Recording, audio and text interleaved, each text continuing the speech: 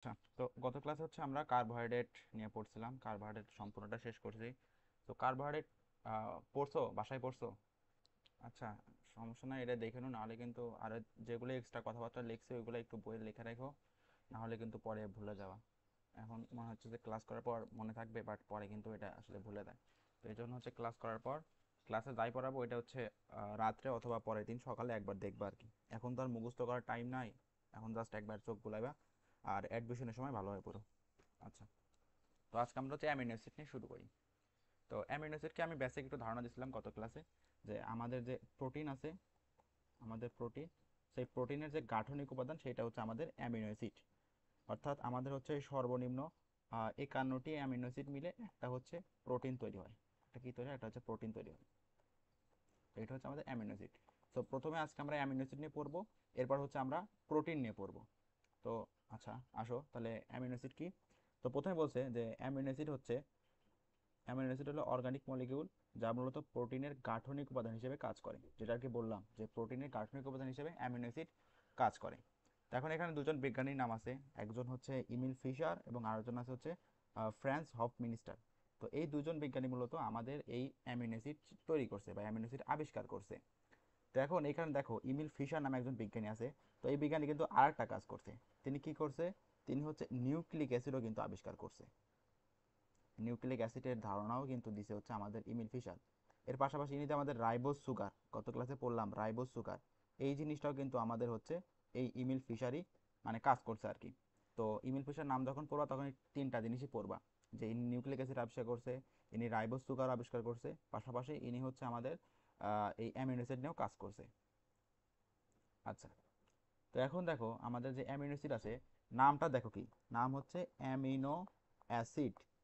তার মানে কি? তার মানে এখানে একটা অ্যামিনো মূলক থাকবে, NH2 মূলক থাকবে, পাশাপাশি এখানে একটা অ্যাসিড মূলক থাকবে, COOH থাকবে। এই দুইটা সমন্বয় হচ্ছে আমাদের অ্যামিনো অ্যাসিড হবে। তো এটাই আর কি বলছে, দেখো এখানে সংজ্ঞায় বলছে যে প্রতিটি অ্যামিনো অ্যাসিডে কমপক্ষে একটি অ্যামিনো গ্রুপ থাকবে এবং একটি কার্বক্সিলিক গ্রুপ থাকবে। তার মানে এই দুটা মিলে মূলত কোনো একটা অ্যামিনো অ্যাসিড হবে। আচ্ছা, তো এরপরে বলছে যে আমাদের হচ্ছে 20 প্রকার অ্যামিনো অ্যাসিড বিভিন্নভাবে সমন্বিত এবং সজ্জিত হয়ে প্রোটিন তৈরি করে। তাহলে কি বলছে? 20 প্রকার। এটা কিন্তু খেয়াল করো, এখানে কিন্তু বলছে হচ্ছে 20 প্রকার। তাহলে আমাদের যদি প্রকার বলে তাহলে 20 প্রকার, আর যদি বলে কয়টি তাহলে কিন্তু অবশ্যই হবে কমপক্ষে 51টি। এটা কিন্তু মনে রাখতে হবে। আচ্ছা, তো এটা আমাদের গেল। এরপরে দেখো এখানে হচ্ছে আমাদের এই যে কি বলে অ্যামিনো অ্যাসিডের একটা দেখো গাঠনিক স্ট্রাকচার দেওয়া আছে। তো এটা একটু দেখে রাখো। দেখো প্রথমে একটা কার্বন থাকবে, এর পাশাপাশি এখানে একটা অ্যামিনো মূলক থাকবে এবং একটা হচ্ছে COOH বা কার্বক্সিলিক অ্যাসিড মূলক থাকবে। এবং এরপরে কার্বনের যে বাকি দুইটা হাত থাকবে, সেই দুইটা হাতে একটাতে থাকবে হচ্ছে আমাদের হাইড্রোজেন এবং আরেকটাতে থাকবে হচ্ছে আমাদের মানে কি বলে আর মূলক, অ্যালকাইল মূলক যেটাকে আমরা বলতে পারি সেটা আর কি থাকবে। আচ্ছা, তো এটা হচ্ছে গেল আমাদের হচ্ছে অ্যামিনো অ্যাসিডের যে স্ট্রাকচার। সো এখন দেখো এইখানে যে আমাদের আর আছে, এখানে যদি আমাদের আর না থেকে এইচ থাকে, দুইটাই যদি এইচ থাকে, তাহলে তার নাম হচ্ছে আমাদের গ্লাইসিন। দেখো এখানে দুইটাই এইচ আছে, তার নাম হচ্ছে গ্লাইসিন। আর যদি এখানে একটা CH3 মানে মিথাইল মূলক থাকে, তাহলে তার নাম হচ্ছে অ্যালানিন। সো এইটা একটু মনে রাখো, মানে স্ট্রাকচার দিয়ে বলবে, স্ট্রাকচার দিবে না, ধরো যে একটা আণবিক সংকেত দিবে, এর হচ্ছে আণবিক সংকেত দিবে, দিয়ে বলবে যে এই জিনিসটা আসলে কি। অথবা তোমাদের লিখিতভাবে আসতে পারে যে কোনো একটা যদি অ্যামিনো অ্যাসিডে দুটাই হচ্ছে আমাদের হাইড্রোজেন থাকে, তাহলে তাকে আমরা কি বলতে পারি? তার নাম হচ্ছে আমাদের গ্লাইসিন। আর যদি একটা থাকে হচ্ছে আমাদের মিথাইল মূলক, তাহলে তাকে আমরা বলতে পারি হচ্ছে অ্যালানিন। আচ্ছা, এবং এর যে গাঠনিক স্ট্রাকচার সেটা আণবিক স্ট্রাকচার, সেটা হচ্ছে যে দেখো এটা হচ্ছে আমাদের আণবিক স্ট্রাকচার বা আণবিক সংকেত। আচ্ছা, তো এটা আমাদের গেল। এরপরে যদি আমরা আসি, দেখো আমাদের বলছে যে প্রকৃতিতে বেশিরভাগ অ্যামিনো অ্যাসিড হচ্ছে আলফা অ্যামিনো অ্যাসিড। তো আলফা অ্যামিনো অ্যাসিড মানে কি? আলফা অ্যামিনো অ্যাসিড মানে হচ্ছে যে আমাদের অর্গানিকে আমরা পড়ছি যে যেই জায়গায় কার্যকরীমূলক থাকবে, সাপোজ ধরো এটা হচ্ছে আমাদের একটা অ্যামিনো অ্যাসিড, অ্যামিনো অ্যাসিড আছে এটা ধরো। তো এখন এই অ্যামিনো অ্যাসিডে যেই কার্বনের সাথে আমাদের হচ্ছে COOH মূলক থাকবে, সেই কার্বনকে আমরা বলবো হচ্ছে আলফা কার্বন। কি কার্বন বলবো? Alpha carbon. সেটাকে আমরা আলফা কার্বন বলতে পারি। আর এই আলফা কার্বনের সাথে যদি আমাদের এই যে কি বলে এটাকে NH2 মূলক, বা যাকে আমরা বলতে পারি হচ্ছে অ্যামিনো মূলক, এই মূলকটা থাকে, তাহলে সেই যৌগকে আমরা বলতে পারি হচ্ছে আলফা যৌগ। এবং যেহেতু এটা একটা অ্যামিনো অ্যাসিড, তো এই জন্য একে আমরা বলতে পারি হচ্ছে কি আলফা অ্যামিনো অ্যাসিড। এবং এই আলফা অ্যামিনো অ্যাসিড হচ্ছে প্রাণীতে প্রধানত বেশি পাওয়া যায়, বা প্রকৃতিতে সব থেকে বেশি পরিমাণে পাওয়া যায়। এবং গত ক্লাসে কিন্তু আমি পড়াইছিলাম ডি ডি গ্লুকোজ পাশাপাশি আলফা গ্লুকোজ, এই দুইটা কিন্তু আমাদের উদ্ভিদ দেহ এবং প্রাণীদের সব থেকে বেশি পরিমাণে পাওয়া যায়। তেমনইভাবে আমাদের আলফা অ্যামিনো অ্যাসিডই প্রকৃতিতে সব থেকে বেশি পরিমাণে পাওয়া যায়। তো এটা কিন্তু রিলেট করে পড়বা, যে আমরা এখানে অ্যামিনো অ্যাসিড পড়লাম, এর আগে কিন্তু আমরা আলফা কার্বোহাইড্রেটও পড়ছিলাম। ঠিক আছে, তো এটা হচ্ছে আমাদের অ্যামিনো অ্যাসিড গেল। তো এখন আমাদের এই অ্যামিনো অ্যাসিডের বৈশিষ্ট্য জানতে হবে। উপরে যেগুলো আছে এগুলো খুব একটা গুরুত্বপূর্ণ না, বাট আমাদের যেখানে বৈশিষ্ট্যগুলো আছে এই বৈশিষ্ট্যগুলো হচ্ছে বেশি গুরুত্বপূর্ণ। আচ্ছা, তো প্রথম বৈশিষ্ট্য আসি। প্রথম বৈশিষ্ট্য বলছে যে মানবদেহে প্রায় সব অ্যামিনো অ্যাসিড হচ্ছে আলফা অ্যামিনো অ্যাসিড, যেটা বললাম যে মানবদেহে এবং প্রকৃতিতে সব থেকে বেশি পরিমাণে পাওয়া যায় হচ্ছে আমাদের আলফা অ্যামিনো অ্যাসিড। তেমনইভাবে আমাদের যে ডি কার্বোহাইড্রেট আছে সেটা হচ্ছে আমাদের উদ্ভিদে অথবা প্রাণীতে সব থেকে বেশি পরিমাণে পাওয়া যায়। আচ্ছা, তারপরে বলছে কি এরা হচ্ছে পানিতে দ্রবণীয় কিন্তু অ্যালকোহলে অদ্রবণীয়। এখন আমরা কিন্তু কেমিস্ট্রিতে পড়ছি, একটা প্রবাদ পড়ছি যে লাইক ডিজলভস লাইক, একটা পড়ছি। এর মানে কি, মানে হচ্ছে যেগুলো হচ্ছে আমাদের আয়নিক যৌগ, সেই সকল যৌগ আমাদের হচ্ছে যেগুলো হচ্ছে আয়নিক দ্রাবক, যেমন আমরা যদি পানির কথা বলি, পানিতে দুইটা হচ্ছে পোলার দ্রাবক, যেটাকে আমরা বলি পোলার দ্রাবক। তো সেই সকল পোলার দ্রাবকে হচ্ছে দ্রবীভূত হতে পারে, অপোলার দ্রাবকে দ্রবীভূত হয় না। যেমন একটা উদাহরণ দিই আমরা, সোডিয়াম ক্লোরাইড, এটা হচ্ছে আমাদের পানিতে দ্রবণীয় হয়, বাট এটা হচ্ছে আমাদের অ্যালকোহলে দ্রবণীয় হয় না। তেমনইভাবে আমাদের যে এইখানে হচ্ছে অ্যামিনো অ্যাসিড আছে, এই অ্যামিনো অ্যাসিড হচ্ছে একটা পোলার যৌগ, মানে এর হচ্ছে দুইটা প্রান্ত আছে। যেমন এখানে আমরা যদি বলি NH2, যেটা আমাদের অ্যামিনোমূলক, এটা হচ্ছে আমাদের নেগেটিভ প্রান্ত। এবং এর পাশাপাশি আমাদের যে এখানে COOH আছে, এটা হচ্ছে আমাদের পজিটিভ প্রান্ত। সো এরও দুইটা প্রান্ত থাকে। তো যেহেতু এর দুইটা প্রান্ত থাকে, সো এটা একটা পোলার যৌগ, এবং এটা হচ্ছে আমাদের পোলার দ্রাবক, যেটা হচ্ছে আমাদের পানি, সেই পানিতে দ্রবণীয়, বাট অ্যালকোহলে অদ্রবণীয়, মানে একদম সোডিয়াম ক্লোরাইডের মতোই। আচ্ছা, তো এরপরে বলছে যে আমাদের এই অ্যামিনো অ্যাসিড হচ্ছে স্বাধীন, মিষ্টি এবং হচ্ছে তিক্ত জাতীয় পদার্থ। মানে অ্যামিনো অ্যাসিড স্বাধীন, আর যদি স্বাদ থাকে তাহলে সেটা হবে মিষ্টি বা তিক্ত। এরপরে বলছে যে এটি হচ্ছে আমাদের বর্ণহীন এবং হচ্ছে স্ফটিকাকার পদার্থ। তাহলে স্ফটিকাকার মানে কি? স্ফটিকাকার মানে হচ্ছে আমাদের ক্রিস্টাল, যেটাকে আমরা ইংরেজি বলে হচ্ছে ক্রিস্টাল, মানে স্বচ্ছ পদার্থ যেটা, সেটা এরা হচ্ছে বর্ণহীন অথবা স্বচ্ছ পদার্থ। আচ্ছা, এরপরে বলছে এরা 5 নম্বরে মৃদু অ্যাসিড এবং ক্ষারে অ্যামিনো অ্যাসিড লবণ সৃষ্টি করে। তার মানে অ্যামিনো অ্যাসিডের দুইটা প্রান্ত থাকে। সো এদেরকে যদি আমরা মৃদু অ্যাসিড অথবা মৃদু ক্ষারে দেই, তাহলে এরা হচ্ছে রিয়াকশন করে, এবং রিয়াকশন করে একটা হচ্ছে লবণ তৈরি করে। তো এই কথা হচ্ছে বলছে। এরপরে বলছে 6 নম্বর কি, এরা উচ্চ গলনাঙ্ক বিশিষ্ট। এই অ্যামিনো অ্যাসিডে কি উচ্চ গলনাঙ্ক থাকে। কেন উচ্চ গলনাঙ্ক থাকে? কারণ একটু আগে আমি বললাম যে এরা হচ্ছে পোলার যৌগ, বা হচ্ছে এরা আয়নিক যৌগ, আয়নিক, বা তুমি বলতে পারো যে পোলার। তো আমরা কিন্তু পড়ছি যে যেগুলো হচ্ছে আমাদের আয়নিক যৌগ বা যেগুলো পোলার যৌগ, সেগুলোতে কিন্তু আমাদের গলনাঙ্ক স্ফুটনাঙ্ক সমযোজী যৌগের থেকে বেশি পরিমাণে থাকে। তো এই জন্য বলছে আমাদের যে অ্যামিনো অ্যাসিড আছে, এই অ্যামিনো অ্যাসিডে হচ্ছে গলনাঙ্ক স্ফুটনাঙ্ক এগুলো সব কিছুই বেশি থাকে। এরপরে বলছে 7 নম্বর যে বিশুদ্ধ প্রোটিনকে কোনো রাসায়নিক পদার্থ কিংবা এনজাইমের সাহায্যে সম্পূর্ণ হাইড্রোলাইসিস করলে অ্যামিনো অ্যাসিড পাওয়া যায়। মানে আমাদের একটা বিশুদ্ধ প্রোটিন, বিশুদ্ধ প্রোটিন মানে ওই জায়গায় জাস্ট হচ্ছে আমাদের অ্যামিনো অ্যাসিড আছে, মানে প্রোটিনই জাস্ট আছে, অন্য কিছু নাই। তো এখন প্রোটিনের তো গঠন ও কার্যকরী এক হচ্ছে আমাদের এই অ্যামিনো অ্যাসিড। তো এখন যদি আমরা কোনো একটা প্রোটিনকে হাইড্রোলাইসিস করি বা একে ভাঙি, তাহলে তো সেখানে আমরা জাস্ট অ্যামিনো অ্যাসিডই পাবো, অন্য কিছু পাবো না। যেমন আমরা যেটা একটা উদাহরণ দিই, আমাদের যে লোহা আছে, এই লোহা যদি একদম পিওর লোহা থাকে, তাকে আমরা ভাঙলে জাস্ট আমরা লোহার কোন এগুলোই পাবো, ফেরামি পাবো, আর কিছু পাবো না। বাট যদি লোহায় ধরে যে মরিচা পড়ে থাকে, তখন তো দেখো সেখানে হচ্ছে আমরা অনেক কিছু পাবো, সেখানে আমরা হাইড্রোজেন পাবো, অক্সিজেন পাবো, পাশাপাশি আমরা লোহা যেটা সেটা পাবো। তো যেমনই কথা বলছে যে বিশুদ্ধ প্রোটিন হলে সেখানে জাস্ট আমরা অ্যামিনো অ্যাসিড পাবো। আর যদি অবিশুদ্ধ হয়, যেরকম আমরা ধরলাম যে গ্লাইকোপ্রোটিন, তাহলে সেখানে আমরা গ্লুকোজ পাবো বা কার্বোহাইড্রেট পাবো, পাশাপাশি সেখানে আমরা হচ্ছে প্রোটিনও পাবো। তো এই কথাই বলছে। এরপরে আমাদের হচ্ছে 8 নম্বর বলছে যে এক বা একাধিক ধরনের অ্যামিনো অ্যাসিড পেপটাইড বন্ধনের সাহায্যে যুক্ত হয়ে প্রোটিন গঠন করে। তো প্রথম ক্লাসে পড়ছিলাম যে পেপটাইড বন্ধন কি। পেপটাইড বন্ধন হচ্ছে পথে পেপটাইড, পথে হচ্ছে প্রোটিন। তো প্রোটিন সৃষ্টিতে আমাদের যেই বন্ধন কাজে কাজে লাগে, সেটাই হচ্ছে আমাদের পেপটাইড বন্ধন। আর এই পেপটাইড বন্ধনে সংযুক্ত হয় কারা?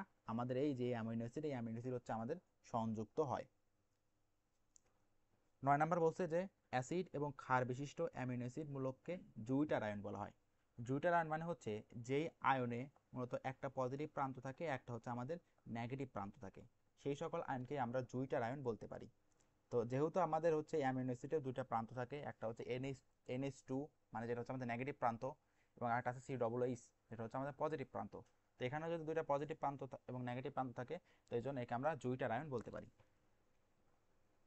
জুইটার আয়ন বলতে পারি, এটা একটু খেয়াল করো যে জুইটার আয়ন কাকে বলা হয়, বা অ্যামিনো অ্যাসিডকে কি জুইটার আয়ন বলা হয় কি না, এরকম প্রশ্ন আসতে পারে। আচ্ছা, তো এখন আমরা আসবো যে অ্যামিনো অ্যাসিডের শ্রেণীবিভাগ। তো দেখো, তার আগে একটা গুরুত্বপূর্ণ কথা আছে, সেটা হচ্ছে উদ্ভিদ এবং প্রাণীতে সর্বমোট 28টির মতো অ্যামিনো অ্যাসিডের সন্ধান পাওয়া গেছে। তাইলে আমাদের মোট অ্যামিনো অ্যাসিডের সংখ্যা কয়টি? মোট অ্যামিনো অ্যাসিডের সংখ্যা হচ্ছে আমাদের 28টি। আমি এখানে লিখে দিই, মোট অ্যামিনো অ্যাসিড কয়টি? 28টি। আচ্ছা, এখন বলছে যে প্রোটিন গঠনে সাহায্য করে কয়টি?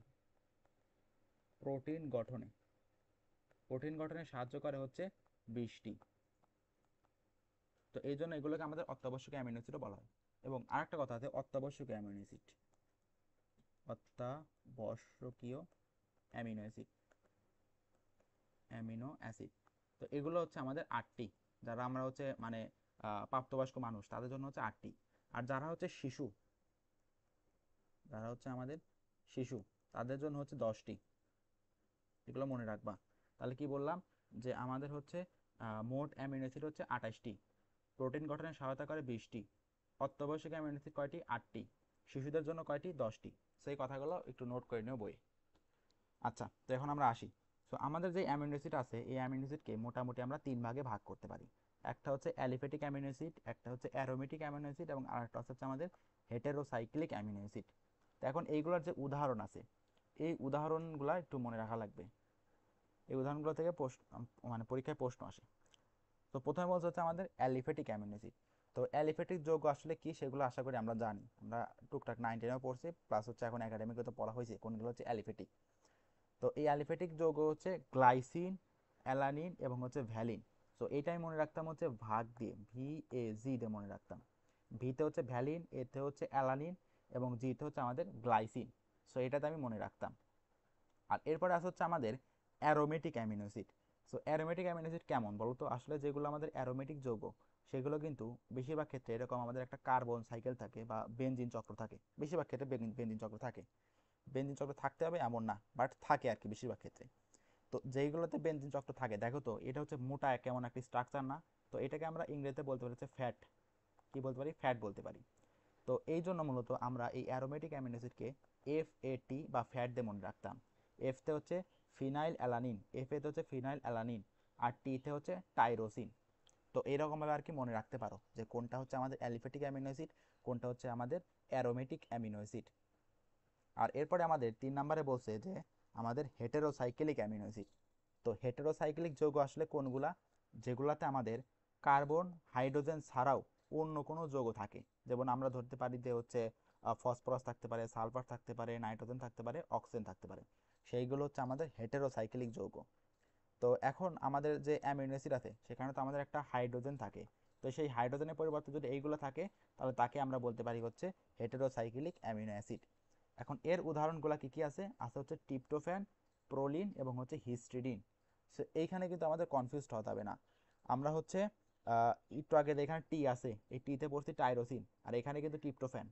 সো টাইরোসিন আর ট্রিপ্টোফ্যান নিয়ে কিন্তু ঝামেলা বাঁচবে। সো এইদিকে একটু খেয়াল রেখো। আচ্ছা, তো এটা হচ্ছে এক রকমের গেল, এটা হচ্ছে আমাদের স্ট্রাকচার অনুযায়ী বা গঠন অনুযায়ী। এরপরে আমাদের আছে যে পোলার এবং নন পোলার অ্যামিনো অ্যাসিডের প্রকারভেদ। তো এইখানে যে উদাহরণগুলো আছে, এই উদাহরণগুলো আমার মনে হয় না দরকার আছে, উদাহরণগুলো খুব একটা দরকার নাই। জাস্ট হচ্ছে এই সংখ্যাগুলো মনে রাখতে পারো, যে নন পোলার অ্যামিনো অ্যাসিড কয়টি, পোলার আনচার্জড অ্যামিনো অ্যাসিড কয়টি, পোলার নেগেটিভ চার্জ কয়টি, এবং হচ্ছে পোলার পজিটিভ চার্জ আসলে কয়টি। এই সংখ্যাগুলো মনে রাখতে পারো।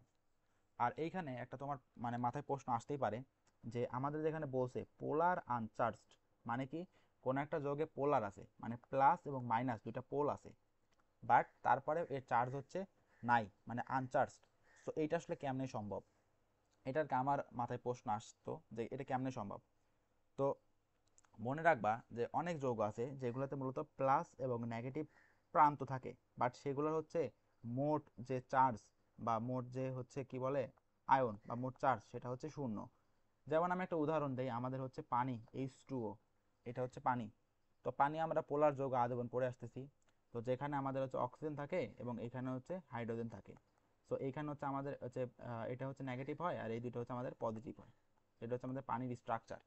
তো দেখো পানিও কিন্তু পোলার, বাট পানির কিন্তু কোনো চার্জ নাই।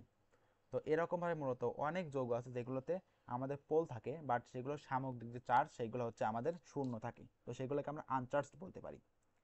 আবার অনেক যৌগ আছে যেগুলো পোলার, আবার নেগেটিভ চার্জ। মানে এইটা জাস্ট ধরো যে এখানে আমাদের নেগেটিভ চার্জ, এরকম অনেক যৌগ আছে যেগুলোতে নেগেটিভ চার্জ থাকতে পারে। এই সংখ্যা হচ্ছে 2টি। আবার কিছু আছে যেগুলো হচ্ছে পোলার এবং হচ্ছে পজিটিভ চার্জ যুক্ত, এদের সংখ্যা কয়টি? 3টি। তো এই সংখ্যাগুলো জাস্ট মনে রাখো, এত কিছু বোঝার দরকার নাই, জাস্ট মনে রাখো যে নন পোলার 10টি, পোলার আনচার্জ 5টি, পোলার নেগেটিভ চার্জ 2টি এবং হচ্ছে পোলার পজিটিভ চার্জ 3টি। সো এরকম যদি মনে রাখো তাহলে আর কি ভালো, এত কিছু যদি মাথায় রাখতে না পারো। আচ্ছা, তো এরপরে আসতে আমাদের সব থেকে এই অ্যামিনো অ্যাসিডের গুরুত্বপূর্ণ যে পার্ট সেইটা। তো আমাদের যে অ্যামিনো অ্যাসিড আছে তার ভিতরে 20 প্রকার অ্যামিনো অ্যাসিড আমাদের হচ্ছে প্রোটিন গঠনে অংশগ্রহণ করে, যেটা তোমাকে আগেই লিখে দিছি। আচ্ছা, তো অনেক অ্যামিনো অ্যাসিড আছে যেগুলো হচ্ছে আমাদের প্রোটিন গঠনে অংশগ্রহণ করে না, এদেরকে বলা হয় নন প্রোটিন অ্যামিনো অ্যাসিড। মানে যেগুলো আমাদের প্রোটিন গঠনে অংশগ্রহণ করে সেগুলোকে আমরা বলতে পারি হচ্ছে প্রোটিন অ্যামিনো অ্যাসিড। আর যেগুলো হচ্ছে প্রোটিন গঠনে অংশগ্রহণ করে না সেগুলোকে আমরা বলতে পারি হচ্ছে নন প্রোটিন অ্যামিনো অ্যাসিড। তো এর কিছু উদাহরণ আছে, অনেকগুলোই আছে আর কি। নন প্রোটিন অ্যামিনো অ্যাসিড 8টা আছে নন প্রোটিন অ্যামিনো অ্যাসিড। তো এর উদাহরণগুলো কি কি? অরিনিথিন, সাইটোলিন এবং হচ্ছে হেমোসেরিন। এটা আমি মনে রাখতাম কি দিয়ে? ওসি হারুন দিয়ে মনে রাখতাম। তো একটা আমাদের হচ্ছে ওয়েব সিরিজ আছে, মহানগর একটা ওয়েব সিরিজ আছে। তো এখানে আছে ওসি হারুন, তো এটা আমি মনে রাখতাম। ও দে হচ্ছে আমাদের অরনিথিন, সি দে সাইটুলিন এবং এইচ দে হচ্ছে হেমোসেরিন। এই তিনটা নাম মনে রাখতে পারো। এই তিনটা হচ্ছে আমাদের নন প্রোটিন অ্যামিনো অ্যাসিড, মানে এগুলো হচ্ছে প্রোটিন গঠনে অংশগ্রহণ করে না, এটা মনে রাখতে পারো। আচ্ছা, তো এখন এগুলোর কাজ কি এটাও আমাদের একটু জানতে হবে। তো দেখো এখানে বলছে যে ইউরিয়া তৈরিতে সাহায্য করে হচ্ছে অরনিথিন। আর তুমি জানো কিনা জানি না, বাট আমাদের যে ইউরিয়া বা আমাদের যে ইউরিয়া তৈরি হয়, এই ইউরিয়া তৈরি হয় হচ্ছে আমাদের অরনিথিন নামে একটা চক্র আছে, যেটা আমাদের যকৃতে সংগঠিত হয়। তো এই অরনিথিন চক্রের মাধ্যমে মূলত ইউরিয়া তৈরি হয়। তো যেহেতু অরনিথিন চক্রের মাধ্যমে ইউরিয়া তৈরি হয়, সেহেতু ইউরিয়ার সাথে কানেক্টেড থাকবে একমাত্র অ্যামিনো অ্যাসিড, যেটা হচ্ছে আমাদের অরনিথিন। সো এভাবে মনে রাখতে পারো। এরপরে বলছে যে আবার কিছু অ্যামিনো অ্যাসিড আছে যেগুলো হচ্ছে আমাদের কি করে? প্রোটিন, কিছু প্রোটিন অ্যামিনো অ্যাসিড সংশ্লেষণ করে, যেমন হচ্ছে আবার কিছু প্রোটিন অ্যামিনো অ্যাসিড সংশ্লেষণে ব্যবহৃত হয়। এর উদাহরণ কি? আমাদের হচ্ছে হেমোসেরিন। এটা অত গুরুত্বপূর্ণ না, বাট মেইন যে গুরুত্বপূর্ণ সেটা হচ্ছে অরনিথিন, কারণ এই অরনিথিন আমাদের মেডিকেল অ্যাডমিশন টেস্টে আসছিল। মানে রিসেন্ট যে অ্যাডমিশন টেস্ট হলো 24-25, এখানেও কিন্তু আমাদের হচ্ছে আসছিল যে অরনিথিন চক্র কোথায় সংঘটিত হয়? যকৃতে। তার মানে এটা হচ্ছে গুরুত্বপূর্ণ। ওকে, এটা মনে রাখতে পারো। এবং এরপরে আর একটা অ্যামিনো অ্যাসিডের কথা বলতে, এটা হচ্ছে আমাদের হাইড্রোক্সিপ্রোপিন, যেটা হচ্ছে খুবই সীমিত পরিমাণে থাকে এবং এটা মেডিকেল অ্যাডমিশন টেস্টেও আসছে, 12-13-তে আসছে। তো এই জন্য এটা হচ্ছে মনে রাখতে পারো যে হাইড্রক্সিপ্রোপিন নামে যে অ্যামিনো অ্যাসিডটি আছে এটা হচ্ছে খুবই সীমিত পরিমাণে আমাদের দেহে থাকে, তাই একে বিরল অ্যামিনো অ্যাসিড বলা হয়। তো এটা একটু নোট করে রাখো যে বিরল অ্যামিনো অ্যাসিড কোনটি? হাইড্রক্সিপ্রোপিন, বিরল অ্যামিনো অ্যাসিড হাইড্রক্সিপ্রোপিন, হাইড্রক্সিপ্রোপিন এটা হচ্ছে আমাদের বিরল অ্যামিনো অ্যাসিড। আচ্ছা, গেল। তো এখন আমাদের আছে হচ্ছে অত্যাবশ্যকীয় অ্যামিনো অ্যাসিড এবং হচ্ছে অনত্যাবশ্যকীয় অ্যামিনো অ্যাসিড। তো এখন প্রথমে প্রশ্ন আসবে যে অত্যাবশ্যকীয় জিনিসটা আসলে কি এবং অনত্যাবশ্যকীয় জিনিসটা আসলে কি। তো মেইনলি যারা বলবে যে আমাদের হচ্ছে দেহে যেগুলো খুবই দরকার বা যেগুলো আসলেই দরকার সেগুলো হচ্ছে আমাদের অত্যাবশ্যকীয়, যেগুলো আসলে দরকার না, থাকলে ভালো না থাকলে সমস্যা নাই, সেটা হচ্ছে অনত্যাবশ্যকীয় অ্যামিনো অ্যাসিড। বাট এটা হচ্ছে ভুল কথাবার্তা। দুইটা অ্যামিনো অ্যাসিড আমাদের শরীরের জন্য দরকার, ফুল 100% দরকার। এটাও আমাদের জন্য 100% দরকার, এটা হচ্ছে আমাদের 100% দরকার। বাট যেটা হচ্ছে আমাদের অত্যাবশ্যক অ্যামিনো অ্যাসিড, এই অ্যামিনো অ্যাসিডগুলো আমাদের শরীরে উৎপন্ন হয় না বা আমাদের দেহে পাওয়া যায় না। তো এর জন্য আমরা বাইরে অন্য অন্য যে সোর্স আছে সেগুলোর উপর নির্ভরশীল। তো এই জন্য এগুলোকে আমরা অত্যাবশ্যকীয় অ্যামিনো অ্যাসিড বলতে পারি। আর যেগুলো অনত্যাবশ্যকীয় অ্যামিনো অ্যাসিড সেগুলো হচ্ছে আমাদের শরীরের ভেতরে উৎপন্ন হয়। সো এইগুলো আমাদের বাইরে থেকে যে খেতে হবে এর কোনো বাধ্যবাধকতা নাই, কারণ এটা আমাদের দেহে উৎপন্ন হবে। তো এই জন্য এগুলোকে আমরা অনত্যাবশ্যকীয় অ্যামিনো অ্যাসিড বলছি। তো এখন আমাদের যে অত্যাবশ্যকীয় অ্যামিনো অ্যাসিড আছে এর সংখ্যা হচ্ছে কয়টি? 8টি, যেটা একটু আগে লিখে দিলাম। আর শিশুদের জন্য কয়টি? 10টি। তো এখন আমাদের যে 8টি অত্যাবশ্যকীয় অ্যামিনো অ্যাসিড আছে এইটার নাম হচ্ছে মনে রাখতে হবে। তো এটার নাম আমরা কেমনে মনে রাখতে পারি? এই যে একটা ট্রিক্স আছে যেটা সবাই ইউজ করে আর কি, এমটি টিভি পিল, এটাতে মনে রাখতে পারি। আমাদের এমতে হচ্ছে মিথিওনিন, এম থেকে দেখো এমতে হচ্ছে আমাদের এখানে মিথিওনিন, এমতে মিথিওনিন। এবার টিতে কি? টিতে হচ্ছে আমাদের আছে ট্রিপ্টোফ্যান, এই যে ট্রিপ্টোফ্যান, এটা হচ্ছে আমাদের টি দিয়ে। তো এরপরে আর একটা টি আছে, তো সেই টিতে হচ্ছে আমাদের এই যে থ্রিওনিন, আর একটা টি দেখি থ্রিওনিন। এরপর আছে ভি, ভিতে কি? ভিতে হচ্ছে আমাদের ভ্যালিন, এই যে ভিতে হচ্ছে ভ্যালিন। এরপর আছে আর একটা পি আছে, তো পিতে হচ্ছে কি? পিতে হচ্ছে ফিনাইল অ্যালানিন, এই নামটা মনে রাখবা, ফিনাইল অ্যালানিন। আইতে হচ্ছে কি? আইতে হচ্ছে আমাদের আইসোলিউসিন, আইসোলিউসিন। এলতে কি? এলতে হচ্ছে লাইসিন, এবং আর একটা এল আছে যেটাতে হচ্ছে আমাদের লিউসিন। সো এই 8টার নামটা মনে রাখবা। এটা হচ্ছে আমাদের যারা প্রাপ্তবয়স্ক তাদের জন্য হচ্ছে অত্যাবশ্যকীয় অ্যামিনো অ্যাসিড। আর শিশুদের জন্য যে আছে, শিশুদের জন্য হচ্ছে 10টা অ্যামিনো অ্যাসিড, অর্থাৎ শিশুদের দেহে 10টা অ্যামিনো অ্যাসিড উৎপন্ন হয় না। তো এই জন্য শিশুদের জন্য 10টা অত্যাবশ্যকীয় অ্যামিনো অ্যাসিড। তো সেই এক্সট্রা দুইটা কি কি? একটা হচ্ছে আর্জিনিন, একটা হচ্ছে হিস্টিডিন। আর্জিনিন এবং হচ্ছে হিস্টিডিন, এই দুইটা হচ্ছে শিশুদের দেহে অতিরিক্ত অত্যাবশ্যকীয় অ্যামিনো অ্যাসিড। তো এই আর কি 10টা দেওয়া আছে, 10টার নাম মনে রাখবা। আর যেগুলো হচ্ছে আমাদের অনত্যাবশ্যকীয় অ্যামিনো অ্যাসিড এগুলো আসলে দরকার হয় না। তাহলে এখন পরীক্ষা যদি আসে যে অত্যাবশ্যকীয় অ্যামিনো অ্যাসিড কয়টি? 8টি। অত্যাবশ্যকীয় অনত্যাবশ্যক কয়টি? 12টি। কেমনে? কারণ মোট দরকার হচ্ছে 20টি, মোট দরকার কয়টি? 20টি। 8টি হচ্ছে অত্যাবশ্যকীয়, তাহলে তো অবশ্যই 12টা হবে হচ্ছে আমাদের অনত্যাবশ্যকীয়। তো এই নামটা মনে রাখতে পারো। তো এখানে আমাদের এই যে 20টির নাম আছে, বাট আমাদের 20টি দরকার নাই, আমাদের দরকার হচ্ছে কয়টি? 8টি দরকার মেইনলি, বাট শিশুদের জন্য এক্সট্রা 2টি দরকার। আচ্ছা, তো এখন আমাদের আছে হচ্ছে অ্যামিনো অ্যাসিডের কাজ। তো অ্যামিনো অ্যাসিডের প্রধান কাজ হচ্ছে আমাদের আমিষ বা হচ্ছে প্রোটিন সংশ্লেষণ করা, এটা হচ্ছে প্রধান কাজ। এরপরে বলছে কি? জীবদের গঠনে ভূমিকা পালন করা। কারণ আমাদের জীবদেহ দেখো, আমাদের জীবদেহে মেইন যে বৈশিষ্ট্য প্রকাশ করে বা মেইন যে ভাষা, জীবের ভাষা বলা হয়, জীবদের ভাষা বলা হয় কাকে? প্রোটিনকে। কেন প্রোটিনকে বলা হয়? কারণ আমাদের যে প্রোটিনে, প্রোটিনে থাকে হচ্ছে নাইট্রোজেন, নাইট্রোজেন থাকে, এবং একমাত্র আমরা প্রোটিন জাতীয় খাদ্য থেকেই নাইট্রোজেনের চাহিদা পূরণ করতে পারি। আর আমাদের যে ডিএনএ আছে, তারপরে হচ্ছে আমাদের যে আরএনএ আছে, এই আরএনএ এর গাঠনিক উপাদান কি? এই আরএনএকে যদি আমরা ভাঙি তাহলে তাকে, সেখান থেকে আমরা পাবো হচ্ছে নিউক্লিওটাইড নামে একটা অংশ পাবো, নিউক্লিওটাইড। তো এখন এই নিউক্লিওটাইডের একটা গঠনগত অংশ হচ্ছে আমাদের কি বলে নাইট্রোজেন বেস, একটা অংশ আর কি নাইট্রোজেন বেস। আর এই নাইট্রোজেন বেস কি দ্বারা গঠিত হয়? আমাদের এই নাইট্রোজেন দ্বারা গঠিত হয়। তার মানে মোদ্দা কথা হচ্ছে আমাদের ডিএনএ আরএনএ যা থাকুক না কেন সব কিছুর জন্য আমাদের নাইট্রোজেন খুবই গুরুত্বপূর্ণ। আর এই নাইট্রোজেন একমাত্র আমরা প্রোটিন থেকে পাই। তো এই জন্য প্রোটিন হচ্ছে আমাদের দেহে সবথেকে গুরুত্বপূর্ণ খাদ্য। তো এই জন্য মূলত বলছে যে প্রোটিন হচ্ছে জীবদেহের গঠনে ভূমিকা পালন করে। এর পাশাপাশি তো প্রোটিনের আর একটা কাজ আছে, যেটা হচ্ছে আমাদের ক্ষয়পূরণ ও বৃদ্ধি সাধন করা। ক্ষয়পূরণ, ক্ষয়পূরণ বৃদ্ধি সাধন করা, এটাও তো একটা গুরুত্বপূর্ণ কাজ, ক্ষয়পূরণ এবং হচ্ছে বৃদ্ধি সাধন। তো এই জন্য আর কি বলছে যে প্রোটিন হচ্ছে জীবদেহ গঠনে গুরুত্বপূর্ণ ভূমিকা পালন করে। এরপর 3 নম্বরে বলছে যে কিছু ভিটামিন, বলছে কিছু ভিটামিন, এনজাইম এবং ইন্ডোল হরমোন অ্যান্টিবডি সংশ্লেষণে সাহায্য করে। কি বলছে? ইন্ডোল হরমোন, মানে আমাদের অ্যান্টিবডি আছে, এই অ্যান্টিবডি কি? অ্যান্টিবডি হচ্ছে এক ধরনের হচ্ছে কি বলে প্রোটিন। তো এইটা গঠনে মূলত আমাদের এই ইন্ডোল হরমোন গুরুত্বপূর্ণ ভূমিকা পালন করে। আচ্ছা, এবার 4 নাম্বার বলছে যে ইউরিয়া সংশ্লেষণে সাহায্য করে। তো ইউরিয়া সংশ্লেষণে সাহায্য করে কোন অ্যামিনো অ্যাসিড? অরনিথিন, অরনিথিন, এটা মাথায় ঢুকে রেখো, অরনিথিন। আচ্ছা, তো এবার 5 নাম্বার বলছে যে দেহের রোগ প্রতিরোধ ক্ষমতা বৃদ্ধিতে গুরুত্বপূর্ণ ভূমিকা পালন করে। অ্যামিনো অ্যাসিড যেহেতু আমাদের এখানে যে ভিটামিন, এগুলোতেও, তো এগুলো তৈরিতে গুরুত্বপূর্ণ ভূমিকা পালন করে, তো সেহেতু আমাদের এগুলো হচ্ছে রোগ প্রতিরোধ ক্ষমতা বৃদ্ধিতেও গুরুত্বপূর্ণ ভূমিকা পালন করবে। এরপর বলছে দেহের পিএইচ নিয়ন্ত্রণে গুরুত্বপূর্ণ ভূমিকা পালন করে। কারণ কি? কারণ হচ্ছে দেখো আমাদের যে অ্যামিনো অ্যাসিড আছে এরা হচ্ছে ক্ষার বা অ্যাসিড জাতীয় হতে পারে। তো এর এর এর জন্যই মূলত এরা হচ্ছে আমাদের পিএইচ নির্ণয়, পিএইচ হচ্ছে রক্ষা করতে পারে বা নিয়ন্ত্রণ করতে পারে। যখন হচ্ছে আমাদের ধরো যে সি এই ডাবল এইচ মূলকটা বেশি প্রাধান্য পাবে, তখন মূলত সেটা হচ্ছে আমাদের অ্যাসিডিক হবে, অ্যাসিডিক হবে।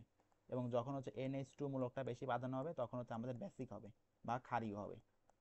এই কথাই আর কি বলছে। এরপরে বলছে যে আমাদের হচ্ছে চুল, চোখ, চোখের কোরাকয়েড স্তরে বিদ্যমান মেলানিন নামক রঞ্জক পদার্থ সৃষ্টিতে সহায়তা করে। সো মেলানিন হচ্ছে এক ধরনের রঞ্জক পদার্থ যেটি মূলত আমাদের ত্বককে কালো করতে সহায়তা করে।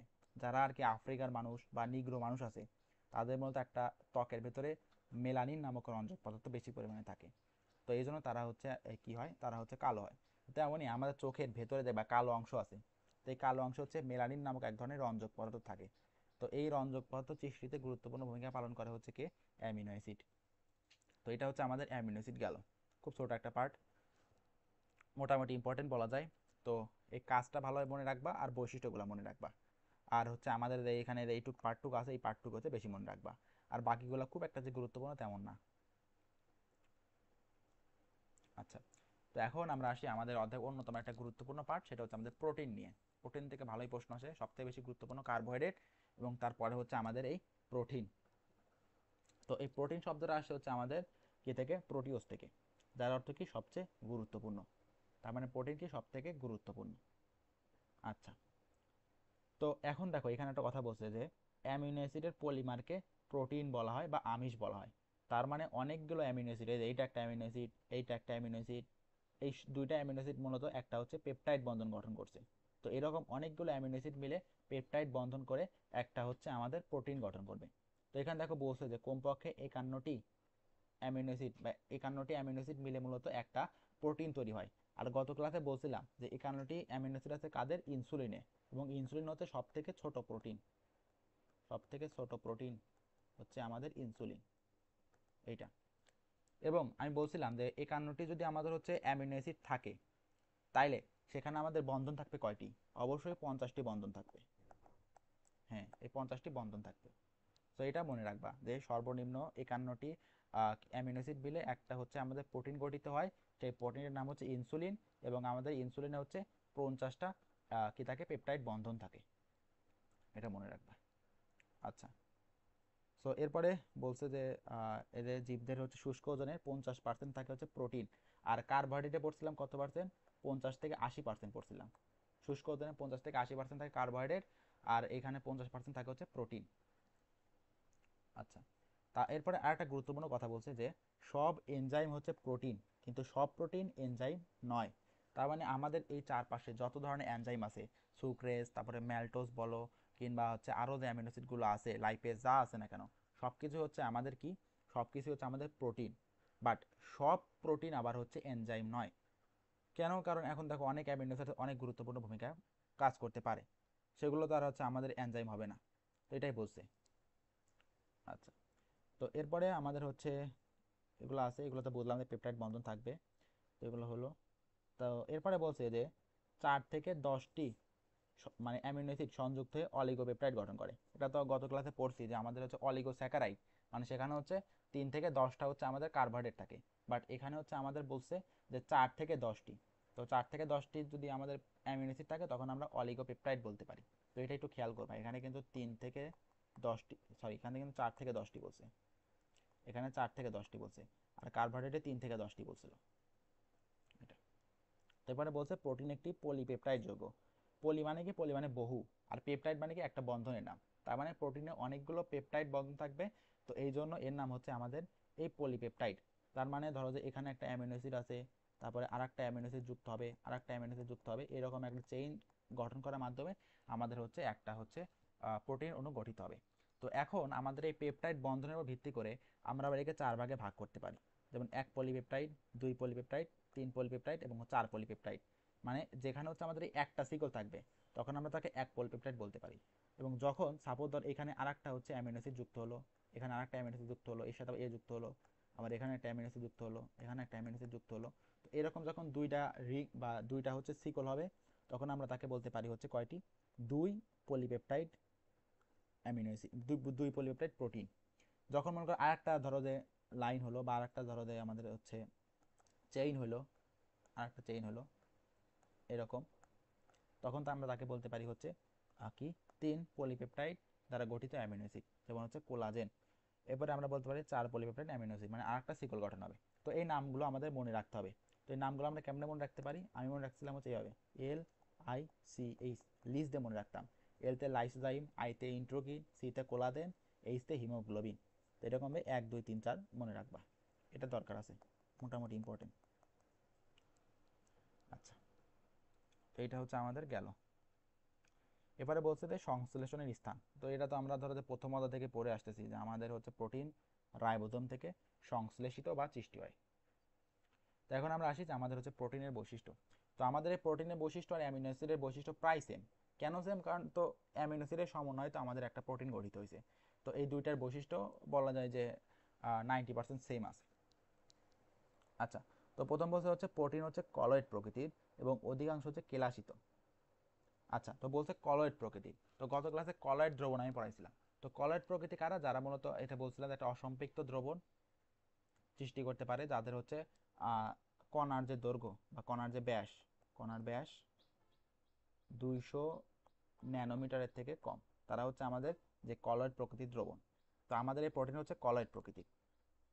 আচ্ছা, তো এবারে বলছে যে প্রোটিন আদ্র বিশ্লেষণ করলে অ্যামিনো অ্যাসিড পাওয়া যায়। এটা তো বুঝলামই যে আমাদের যেহেতু অ্যামিনো অ্যাসিডের সমন্বয়ে প্রোটিন গঠিত, তাহলে আমরা প্রোটিনকে যদি ভাঙি বা হাইড্রোলাইসিস করি, তাহলে তো আমরা সেখান থেকে অ্যামিনো অ্যাসিডই পাবো। 3 নাম্বার বলছে বহুবিধ ভৌত ও রাসায়নিক প্রক্রিয়ায় প্রোটিনের প্রকৃতি পরিবর্তন ঘটানো যায়। মানে বিভিন্ন ধরনের ভৌত এবং রাসায়নিক প্রক্রিয়ার মাধ্যমে আমরা প্রোটিনের যে বৈশিষ্ট্য সেগুলোকে চেঞ্জ করতে পারি। 4 নাম্বার বলছে যে প্রোটিন পানিতে লঘু অ্যাসিড এবং মৃদু ক্ষার দ্রবণে দ্রবণীয়, কিন্তু অ্যালকোহলে অদ্রবণীয়। মানে এখানেও আমাদের লাইক ডিজলভস লাইক যে রুলসটা আছে সেটা ফলো করছে। আমাদের যে পানি আছে একটা পোলার দ্রাবক, লঘু অ্যাসিড অ্যাসিডও পোলার দ্রাবক, ক্ষার, তারপর হচ্ছে মৃদু লবণ। তো এইগুলো হচ্ছে আমাদের কি, এগুলো হচ্ছে আমাদের পোলার দ্রাবক বা পোলার যৌগ। তো এই জন্য এইখানে হচ্ছে আমাদের এই প্রোটিন দ্রবণীয়। বাট অ্যালকোহল হচ্ছে আমাদের কি, অ্যালকোহল হচ্ছে আমাদের অপোলার দ্রাবক।